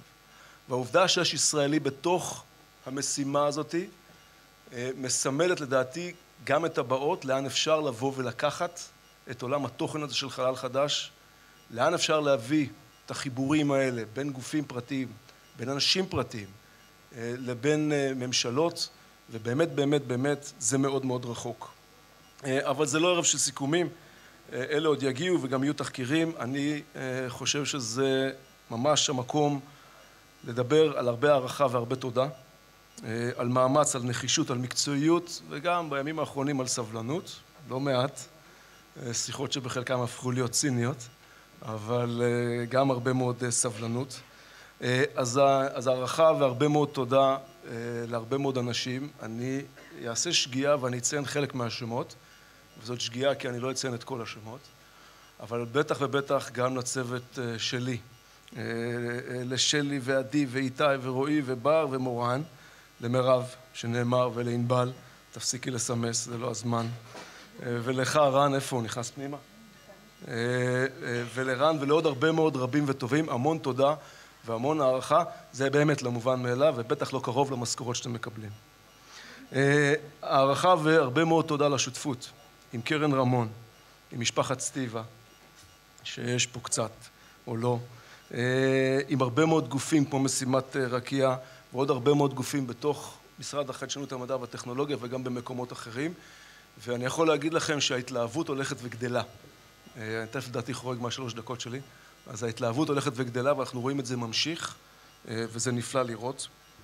וגם הרבה מאוד הערכה ותודה לתוצאה הסופית, וגם זה דבר שאנחנו בודקים אותו, שהייתה גם הוצאה לפועל של התוכנית. כל אחד מאיתנו שדיבר עם איתן, לדעתי זה פחות או יותר הדבר הראשון או השני או השלישי, זה אתה עומד בתוכניות, והוא בצורה מאוד רגועה אמר בהחלט שכן. אז על התוצאה הסופית, על הניסויים שעוד יבואו ועל התוצאות שעוד יגיעו, על התוכניות החינוכיות שעוד ישמשו אותנו הרבה מאוד שנים, אז גם התוצאה הסופית הזאת היא מאוד מאוד משמעותית, והערכה ותודה, ואם יורשה לי גם קנאה במידה הראויה לאיתן. אני מקנא בו, אני לא בטוח שאני היחידי פה, אבל אני חושב שבערב הזה אנחנו יכולים גם להגיד לו הרבה מאוד תודה והרבה מאוד הערכה, שימשיך ויהיה לנו ערב מצוין. תודה.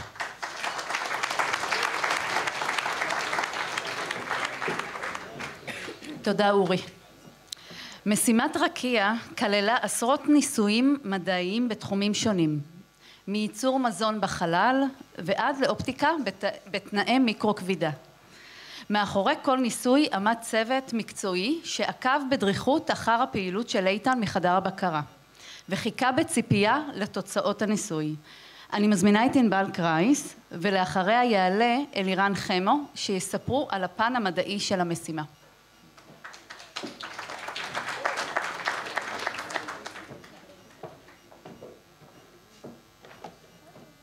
אין חלום רחוק מדי. במוצאי שבת, לפני יותר משנה, בחצר הבית שלי בשוהם, אמרתי כן לאחת המשימות הכי מאתגרות, הכי פורצות דרך, רואות אל מעבר לאופק, ובעיקר משימה שמסמלת את האחדות האנושית. היה זה תחילתו של מסע סוחף יצירתי, מרתק, ומרגש. לא המסע של איתן או שלי, זהו מסעה של המצוינות הישראלית. ואם תרשו לי, מסעה של התעוזה והחוצפה הישראלית. כמה דקות קודם לכן פרסו בפניי איתן ועמית סטיבה את החלום.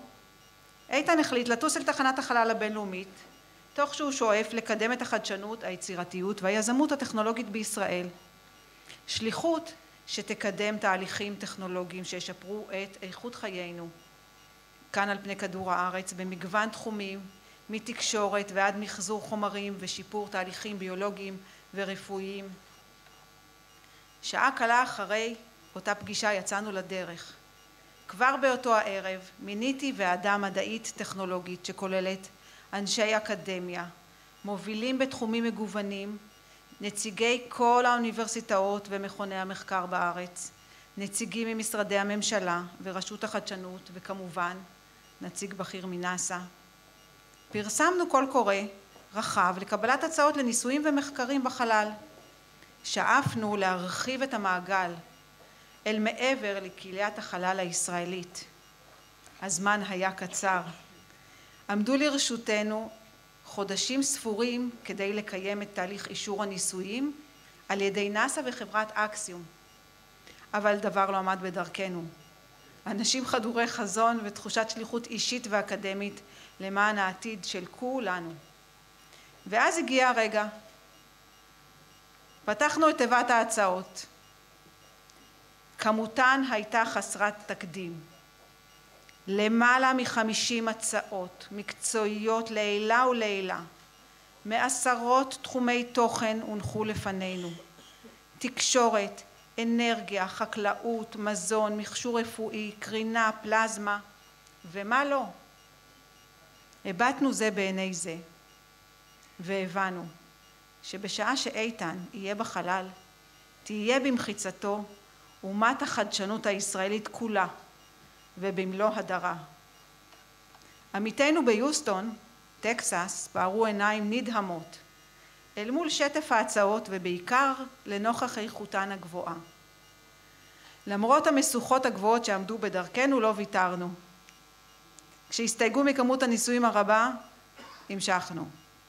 כשניתן שהזמן לא יספיק, התעקשנו. כשדחו אותנו, ביקשנו שוב. כשהחליטו שאי אפשר עוד, הוספנו עוד ניסוי. בישראלית קוראים לזה נחישות והתמדה. בסופו של תהליך, משימת רקיע כוללת עשרות ניסויים ומחקרים ישראליים רב תחומיים, חדשניים ופורצי דרך. כשיוצאים למסע, מגיעים למקומות מופלאים, אמר דוקטור סוס. תמריא לגבהים בנופים רחוקים, עם המעופפים מרקיעי השחקים. אתה לא תישאר אחרון בשורה, תעבור את כולם בטיסה מהירה. לאן שתעוף, תעוף טוב יותר, תגיע ראשון, תגיע מהר. החודש, לפני 27 שנה בדיוק שוגר לחלל אופק 3, לוויין התצפית הראשון של ישראל. קשה שלא לחשוב איזה דרך עשתה מאז תעשיית החלל הישראלית, שאני מייצגת כאן גם אותה. עד כמה התחזק מעמדה של ישראל כשחקנית מובילה בחלל בזירה העולמית. מה אני מפסידה פה בינתיים? כשיצאנו יחד יצאנו ביחד, כולנו ביחד, למסע המופלא שנקרא משימת רקיע, לא שיערנו לאיזה הישגים נגיע, וכמה המשימה הזו היא חלק משמעותי מכל אחד מאיתנו מהיום והלאה. כל אחד מכם, צוות משימת רקיע המופלאים, אתם הסיפור האמיתי של ההישגים והאימפקט האדיר. אתם. תודה באופן אישי לכל אחת ואחד מכם, כי אין חלום רחוק מדי. אני מזמינה את דוקטור אלירן חמו, מנהל המטען המדעי ומנהל חדר הבקרה, והאיש עם הכתפיים הרחבות האלה שאת כל המשימה הזאת על כתפיו. טוב, אז אנחנו עכשיו בתהליך האחרון. טוב, אז את חלקי התחלתי לפני כשנה וחצי, שבעצם הצטרפתי למסע הזה בקרן רמון, למשימת רקיע, והשאר היסטוריה שהתחילה בעצם בהטמעה של אותם ניסויים שענבל סיפרה עליהם ונתנה אנקדוטות עם סוכנויות החלל. תהליך שבעצם היה מאוד מאתגר, כי בסופו של דבר ליווינו את החוקרים ממש יד ביד בכל הנושא של הטמעה של ביצוע ניסויים במיקרוגבידה. זה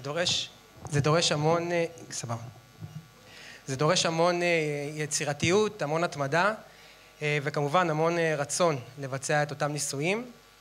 ובסוף, כמו שענבל אמרה, באמת הגענו לככה מסה מאוד מכובדת של ניסויים מדעיים, שבסופם בעצם הגענו לדבר שנמצא מאחוריי, שזה בעצם מרכז הבקרה. אני אישית קורא לו מרכז העצבים של משימת רקיע, כי הוא בעצם נותן את הפלטפורמה לחוקרים, לאמנים ולאנשי החינוך, לתת את הדעת ולהיות שותפים לאיתן.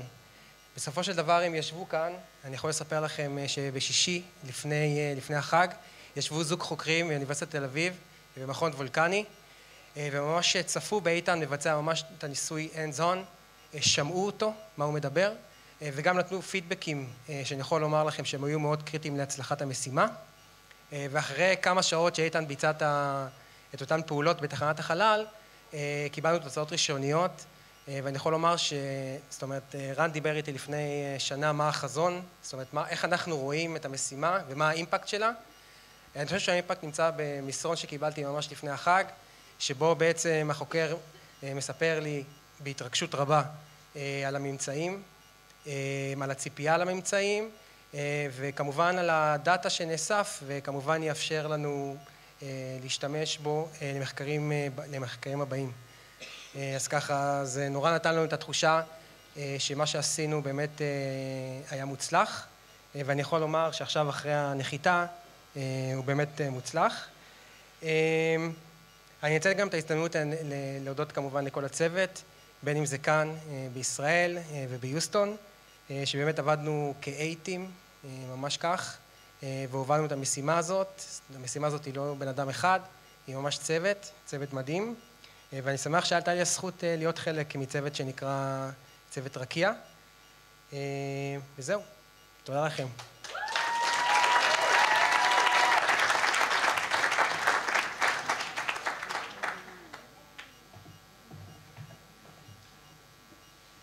ככה, אני רק אגיד מה אנחנו רואים ואז נחזור על זה, כי זה אומנם נראה לכם כאילו אוטוטו הולכים למשות את הדרגון ואיתן יצא בזה, אבל התהליך יכול לקחת עוד משהו כמו חצי שעה.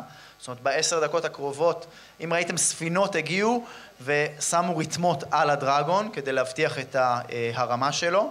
אתם יכולים לראות איך הדרגון מתקרב לספינה, סלש דוברה, ספינת מסע, ולמעשה הוא מתקרב אליה. אז יחברו אותו לרתמות וירימו אותו ויניחו אותו בעיגול היהודי הזה. ולאחר מכן אמורים להעלות את הכלי, להעלות אותו עוד מעלית, יש עוד מנוף שמרים אותו, מניח אותו, ואז למעשה יתחילו לפתוח את האיתום שלו. אתם יכולים לראות שיש איש מהצוות של SpaceX שממש נמצא עליו כדי לחבר אותו לבבים. אז זה מה שאנחנו נראה כרגע, זה יהיה יחסית סטטי, שלב מסוים ירימו אותו. בבקשה, מירב.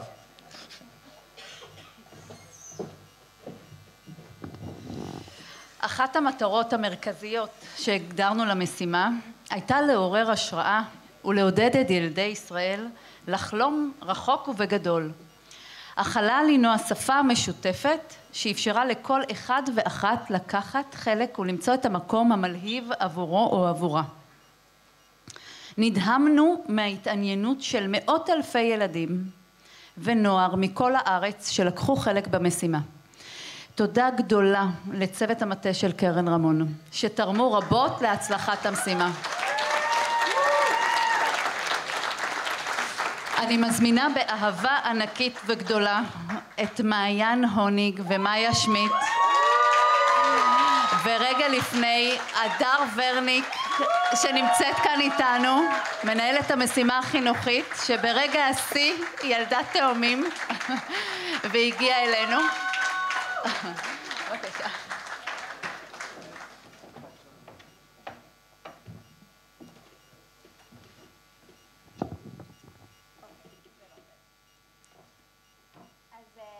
שלום לכולם. במסגרת הפעילות החינוכית של משימת רקיע יצאנו לדרך עם מטרה מרכזית אחת: לעורר השראה ולעודד את ילדי ישראל לחלום רחוק ובגדול. בחודש האחרון הפכנו את תחנת החלל הבינלאומית לכיתה המתקדמת בעולם ולראשונה בעברית. הבאנו את חלום החלל אל הדור הבא של החולמים והחולמות, אל תלמידי ותלמידות ישראל. הפרויקט והתוכניות שביצענו בשנה האחרונה קיבלו במה, כך שהגענו לשבוע השיא עם תוכן מגוון ומעשיר שמנגיש את עולם החלל מזוויות שונות. החלל הוא מקום רחוק, לא נגיש, אבל מסקרן, ואנחנו שמנו לנו למטרה להציג את תכניה של משימת רקיע ואת חשיבות חקר החלל באופן שיונגש ויזמין כל אחד ואחת לפרוץ גבולות ולחלום בגדול.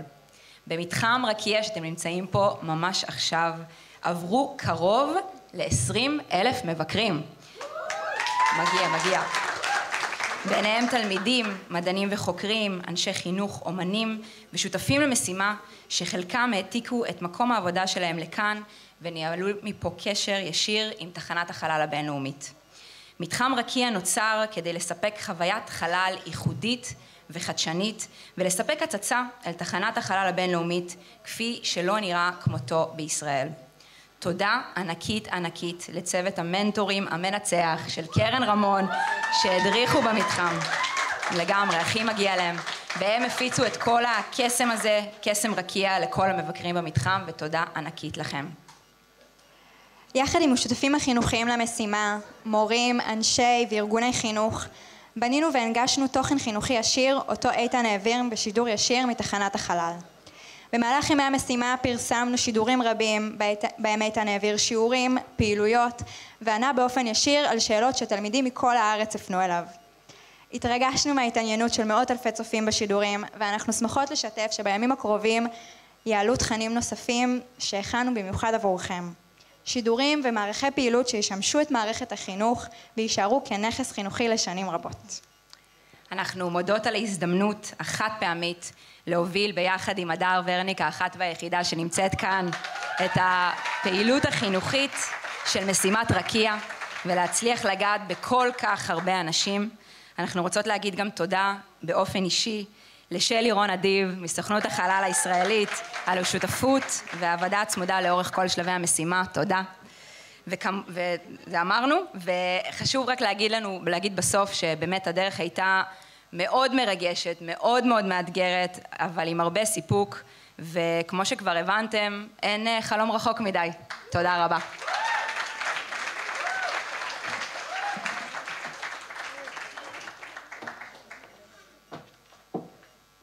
טוב, אנחנו ממשיכים לעקוב בדריכות. אנחנו רואים עכשיו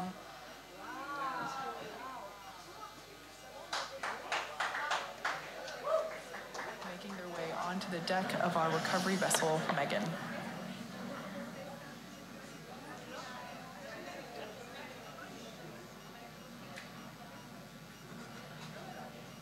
We can see some water splashing out there from the part of the capsule where the parachutes were stowed in. זאת פעם רביעית שהחללית משומשת.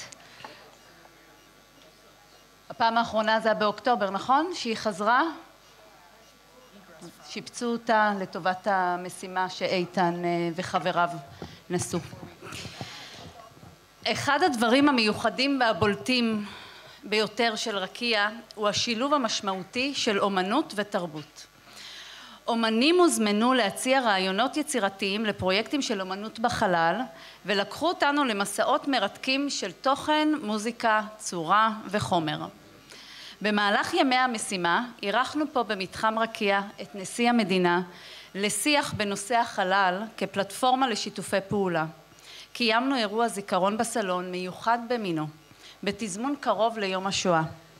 התרגשנו לשמוע ולראות את השיחה של טל רמון עם איתן, ואירחנו את פרויקט גול, קבוצת כדורגל מלוד, שיחד עם האומנית נועה קלקסבלד שיתפו את איתן בסיפור של דו-קיום ושוויון.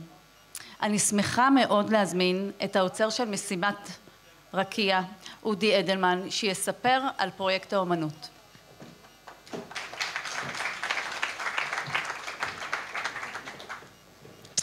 אהלן. מטורף, כן? מקווה שאין להם מחלת ים, הדבר הזה.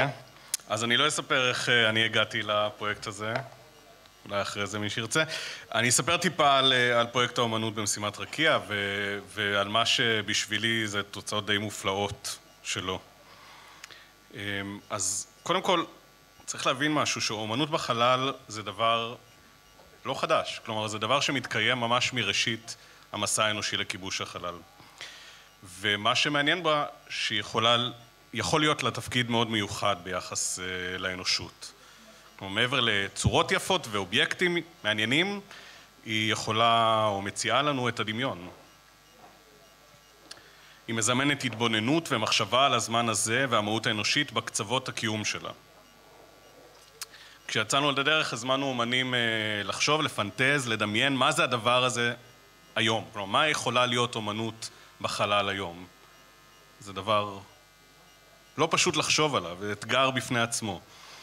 בסופו של דבר קיבלנו סדרה של הצעות, ומתוכן בחרנו סדרה של פרויקטים של עבודות האמנות חדשות, שהתקיימו בתחנת החלל, בעזרתו של איתן סטיבה, ואני אתאר מקצתן, ממש בקצרה, בין היתר פסל שמתגשם רק בתנאי תת כבידה, כלומר פסל שאין לו שום קיום על פני כדור הארץ.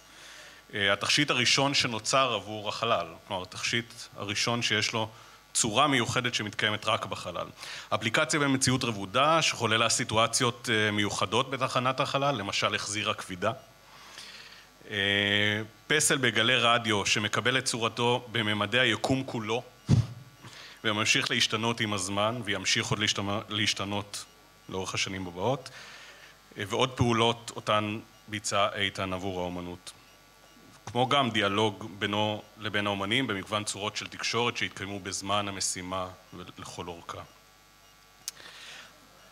יש אתגר בלהביא בכלל אומנות לחלל, כלומר, והאתגר הזה יש לו כל מיני רבדים, בין היתר האופנים שבהם בכלל מתווכים דבר כזה. מה זאת אומרת? למה בכלל לבזבז את הזמן בלעשות אומנות בחלל?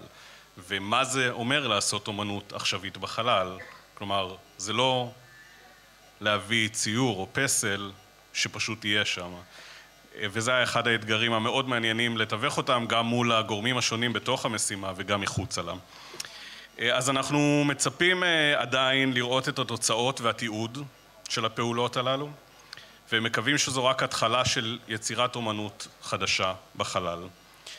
אני רוצה להודות בקצרה לאומנים הנפלאים שפיתחו עבודות שחורגות מהדמיון, למפעל הפיס על התמיכה החשובה ושיתוף הפעולה, למרכז לאומנות דיגיטלית שהוא הבית שלי, לצוות האדיר ממש של משימת רקיע, שהם בטח לא מבינים שאני מעריך עד הסוף את העבודה שלהם, כי אני לפעמים מקשה עליהם, אבל באמת צוות מטורף. ובעיקר לשותפה הכי טובה שיכלה להיות לפרויקט הזה, הדס גור אריה, מפיקת משימת האומנות. ומי שבלעדיה שום דבר מזה לא היה קורה. לסיום אני רק רוצה להזמין אתכם להמשיך ולעקוב אחרי הפרויקט באתר המשימה ובצורות השונות של ההתגשמות שלו בהמשך. תודה.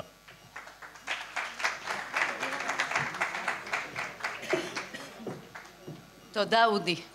אז לפני שאנחנו מסיימים, אנחנו רוצים להודות לשותפים שלנו, בראש ובראשונה לצ'ק פוינט, על האירוח המדהים ושיתוף הפעולה. אני אגיד כמובן את גיל שווייד, את גיל מסינג, את רועי, וכמובן כל השאר. אתם פשוט ענקיים וטובים, והיה לנו כל כך כיף. אני לא יודעת איך לא נחזור לכאן שוב, מחר בבוקר. למפעל הפיס שסייעו בקידום פרויקט האומנות לוויקס ולארטק.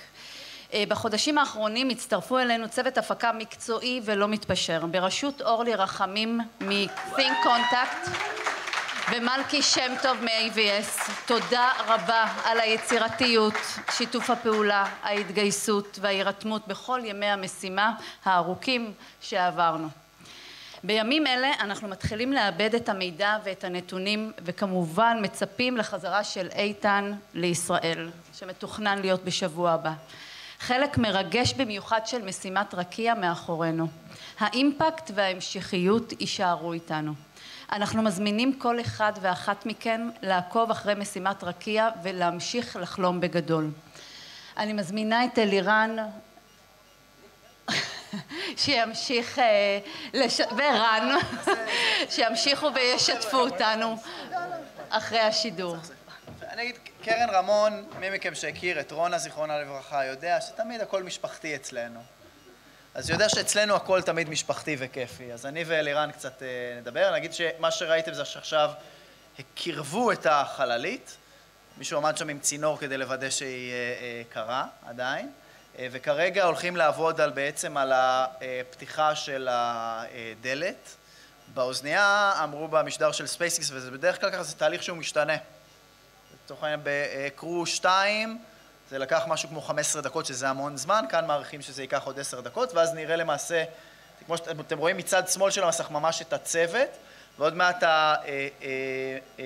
המושבים יעברו למצב ישיבה, הם כרגע במצב שכיבה לדעתי, ואז תוכלו לראות ממש את הדלת נפתחת גם מבפנים, והחבר'ה יגידו שלום למהנדסים של ספייסיקס וגם לרופא חלל שנמצא שם. אני רוצה לומר תודה, רגע, אני יודע שאמרנו את כל התודות, ואני יודע שהוא בדרך כלל לא אוהב שמציינים בזה, ככה לפחות אמרו לי. אני רוצה לומר המון תודה לצ'ק פוינט שמארחים אותנו כאן, ובעיקר לגיל שבעצם יצר את החיבור הזה. נספר אנקדוטה שמעבר לזה שהם אירחו אותנו כאן, וזה משהו שהוא יוצא דופן, כל הצוות של צ'ק פוינט עזר לנו בכל ה-IT ובכל ה-Security. לצורך המשימה הזאת, הצוות שלנו היה צריך לקבל access לנטוורק של נאסא, היינו מחוברים לתוך המצלמות של תחנת החלל הבינלאומית, וללו"ז של האסטרונאוטים, ולוויס לופ לשמוע מה הם אומרים, וזה סיפור שהוא די מורכב, וכשנכנסנו לתוך המערכת, אז קיבלנו כמה חבר'ה שלנו נאסא ID, ואז היינו צריכים להוריד את ה-VPN של נאסא. מי עושה את ה-VPN של נאסא? צ'ק פוינט. אז היה כזה גאווה ישראלית שמאבטחים גם את הצד הזה וגם את הצד ההוא, והאמריקאים שליוו אותנו לא האמינו שאנחנו חושבים במשרדים של צ'ק פוינט מהפיירול, וזה היה ככה משעשע. אז המון המון תודה לכל הצוות כאן, אני רואה את רועי ולגיל ולכולם. יש לך צוות יוצא דופן ומאוד מאוד מקצועי.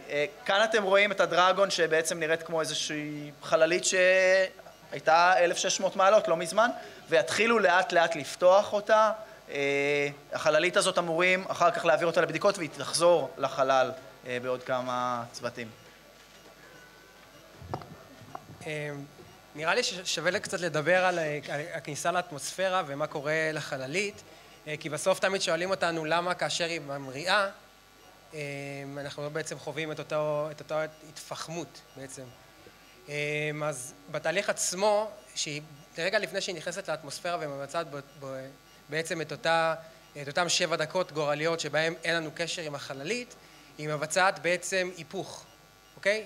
היא בעצם מתהפכת, מבצעת איזשהו תמרון הפוך, ובעצם היא נוחתת על ידי פשוט איזשהו בעצם משטח קרמי מיוחד, שבעצם סופג את כל החום. אז אני אעצור, כי אנחנו חייבים לראות את זה. אז עכשיו, כמו שרן סיפר לכם, יוציאו את חברי הצוות.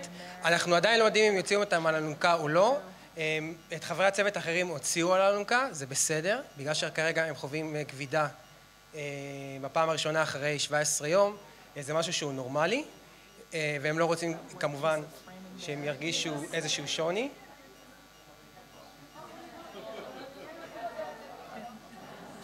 We can see the recovery crews there inside the Dragon.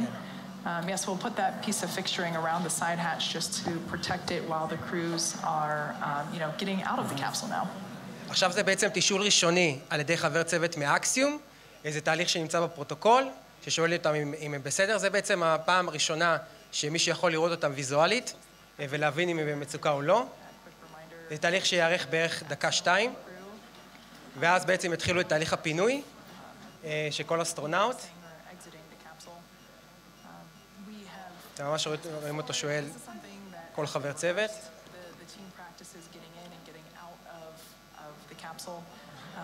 But just a quick rundown. They've had a dynamic day. Exactly.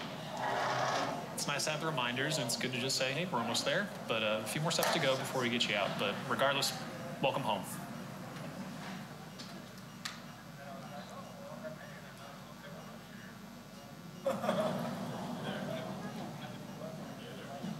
כן, כרגע אי אפשר לדעת מי הולך לצאת. left-hand side of your screen and pilot Larry Connor on the right-hand side.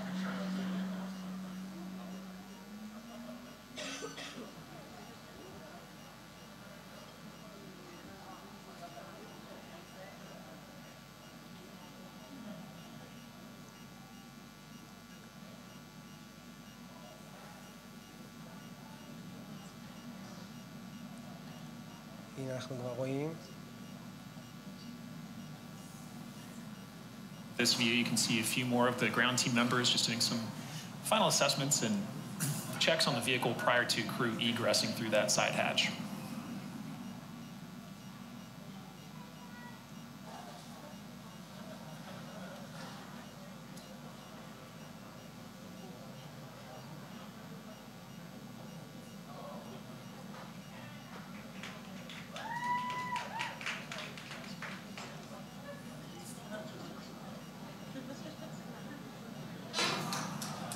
הנה, עכשיו בעצם ייכנסו עם המצלמה.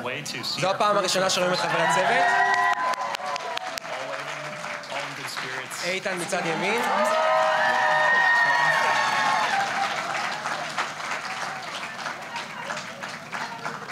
יופי. Lots of smiles on board. It's always good to see.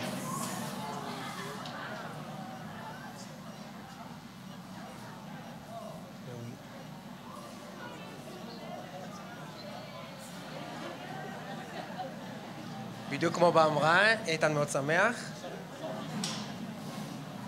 So on the far left there, mission specialist Mark Pathy. Next to him we had pilot Larry Connor, then to the right MLA, and on the far right. עכשיו כרגע בשידור הם בעצם מתארים את חברי הצוות. Mark, Larry, and Eitan, it was their first trip to space. MLA had been to space previously, but as I mentioned before, this was the first time that he returned to Earth via splashdown, so new experience for him. אני רק אגיד, אם שמתם לב, איתן עשה בשפת הסימנים שלחלום זה תמיד אפשרי.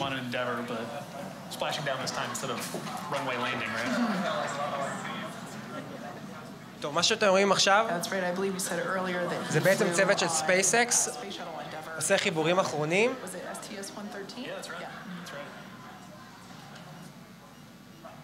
Which, awesomely enough, is parked here in LA. And we got to go see it the other day. It sure is.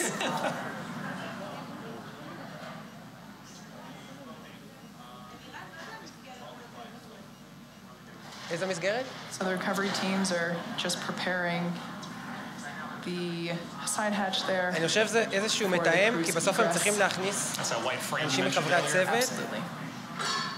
Just a fixture there to help protect that side hatch during this process.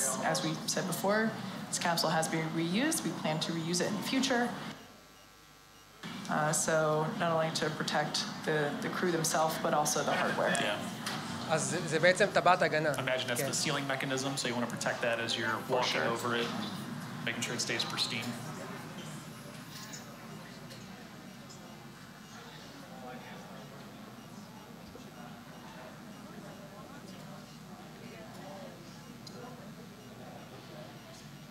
אנחנו כרגע לא יודעים מה הפרוטוקול של היציאה, זאת אומרת, מה יהיה סדר היציאה. Alright, so that was the footrest that we saw coming out. כרגע בעצם הוציאו These detach from the seats. בעצם מהכיסא את האזור שבו בעצם שמים את הרגליים. מי שראה בהתחלה, לפנות בוקר, זה משהו שהאסטרונאוטים בעצמם חיברו לפני שהם אמרו. לפני שהם ביצעו בעצם את האנדוקינג, וכרגע הם מוציאים אותו. בעצם מאפשר יותר מרווח כניסה לצוות. You know, it definitely makes a difference in terms of small things like that, which seem like a small or a thin item that doesn't really take up space, but in reality, in terms of the volume that it occupies and where in that volume it is placed, it does make a difference in terms of mobility. And when you're on orbit in microgravity, it's a lot easier to get around than, you know, when you're stuck here on Earth with that pesky gravity. Yeah. Pesky gravity. right? And I don't know if it's the same for egress, but during launch we noticed that there was a very particular way in which crew and ground teams had to ingress the vehicle because of those volumetric constraints. But allowing those footrests to come out does free up space a little easier. It's been they've spent a number of days in orbit, haven't felt the effects of gravity in a while. So making it as easy as possible to egress the vehicle is really important, not only for their comfort, but also for everybody's safety. It looks like pilot Larry Connor might be the first one to בגלל exit the שהקפסולה vehicle. עצמה היא בעצם הולכת לשימוש חוזר, אז מאוד מאוד מאוד נזהרים עליה, גם בהוצאה של האסטרונאוטים. נקווה שגם עכשיו איתן יהיה הראשון. אני בספק, אבל...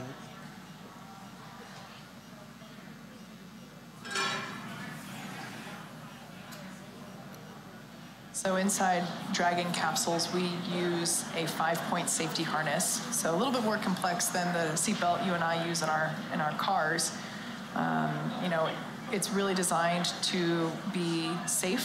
Make sure that the crew's ergonomics, or the positions that their body is in during the dynamic portions of the mission, that they're strapped in properly, but also so that they're comfortable. Right. So it's a.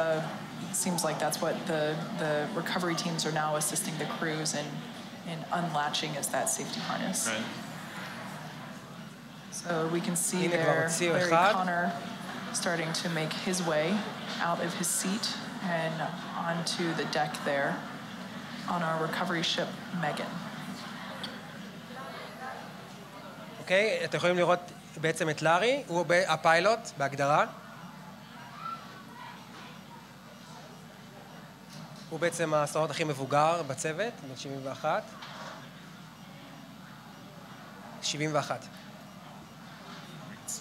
Larry making his egress from the Dragon Endeavor. טוב, אז אלונקה אין. אלונקה אין. והוא יוצא, וזו פעם ראשונה בעצם שהוא חווה כבידה.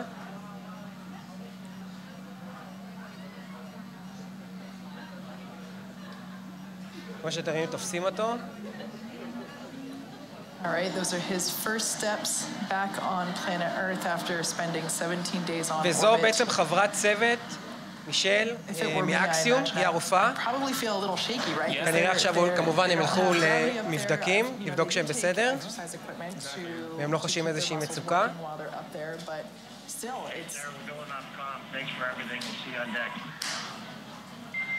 Sounds good. Talk to you later.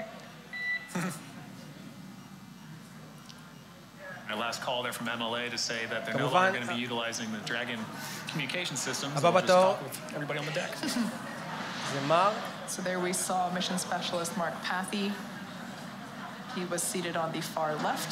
זה האסטרונאוט הקנדי. Left window seat. All right, removing the footrests on the other two seats. I have a feeling Eitan will be next. Yeah. כן, כמו שאתם התבשרנו, איתן יהיה האחרון. Next. לא, הבא זה מייקל לופז אלגריה. הוא הבא בתור, איתן יהיה האחרון.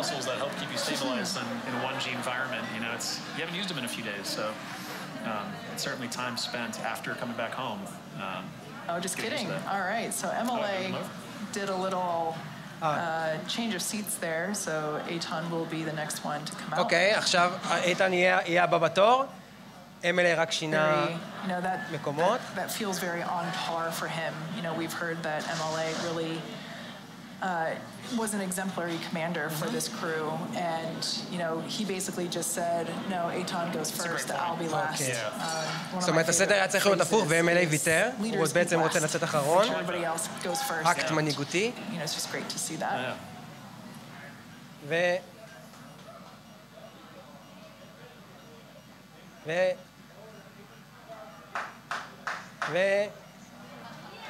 הנה הוא עומד. זהו, זו פעם ראשונה שאיתן חווה כבידה. כמובן הוא ילווה עם צוות של אקסיום וספייסקס.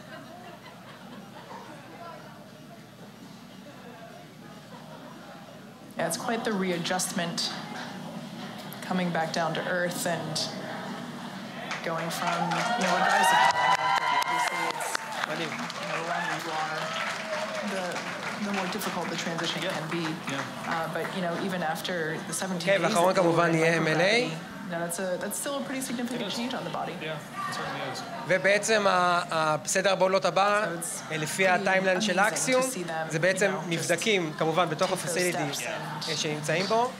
משם הם יעלו בעצם במסוק לכיוון אורלנדו.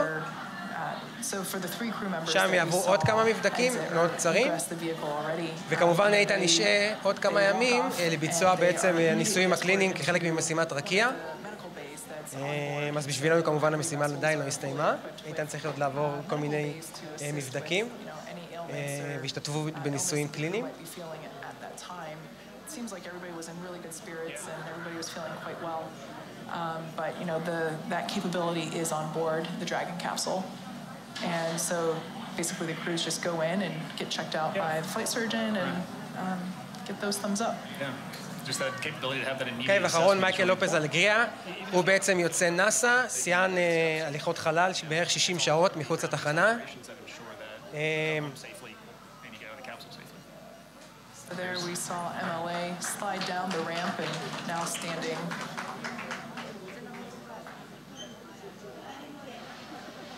Welcome home, Commander MLA.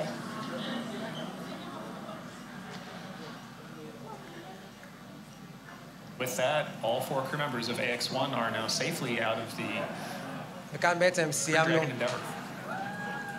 הם חוזרים לאולפן. טוב, אז כמובן בשם כל צוות רקיע, תודה רבה שהגעתם. ונתראה במשימות הבאות.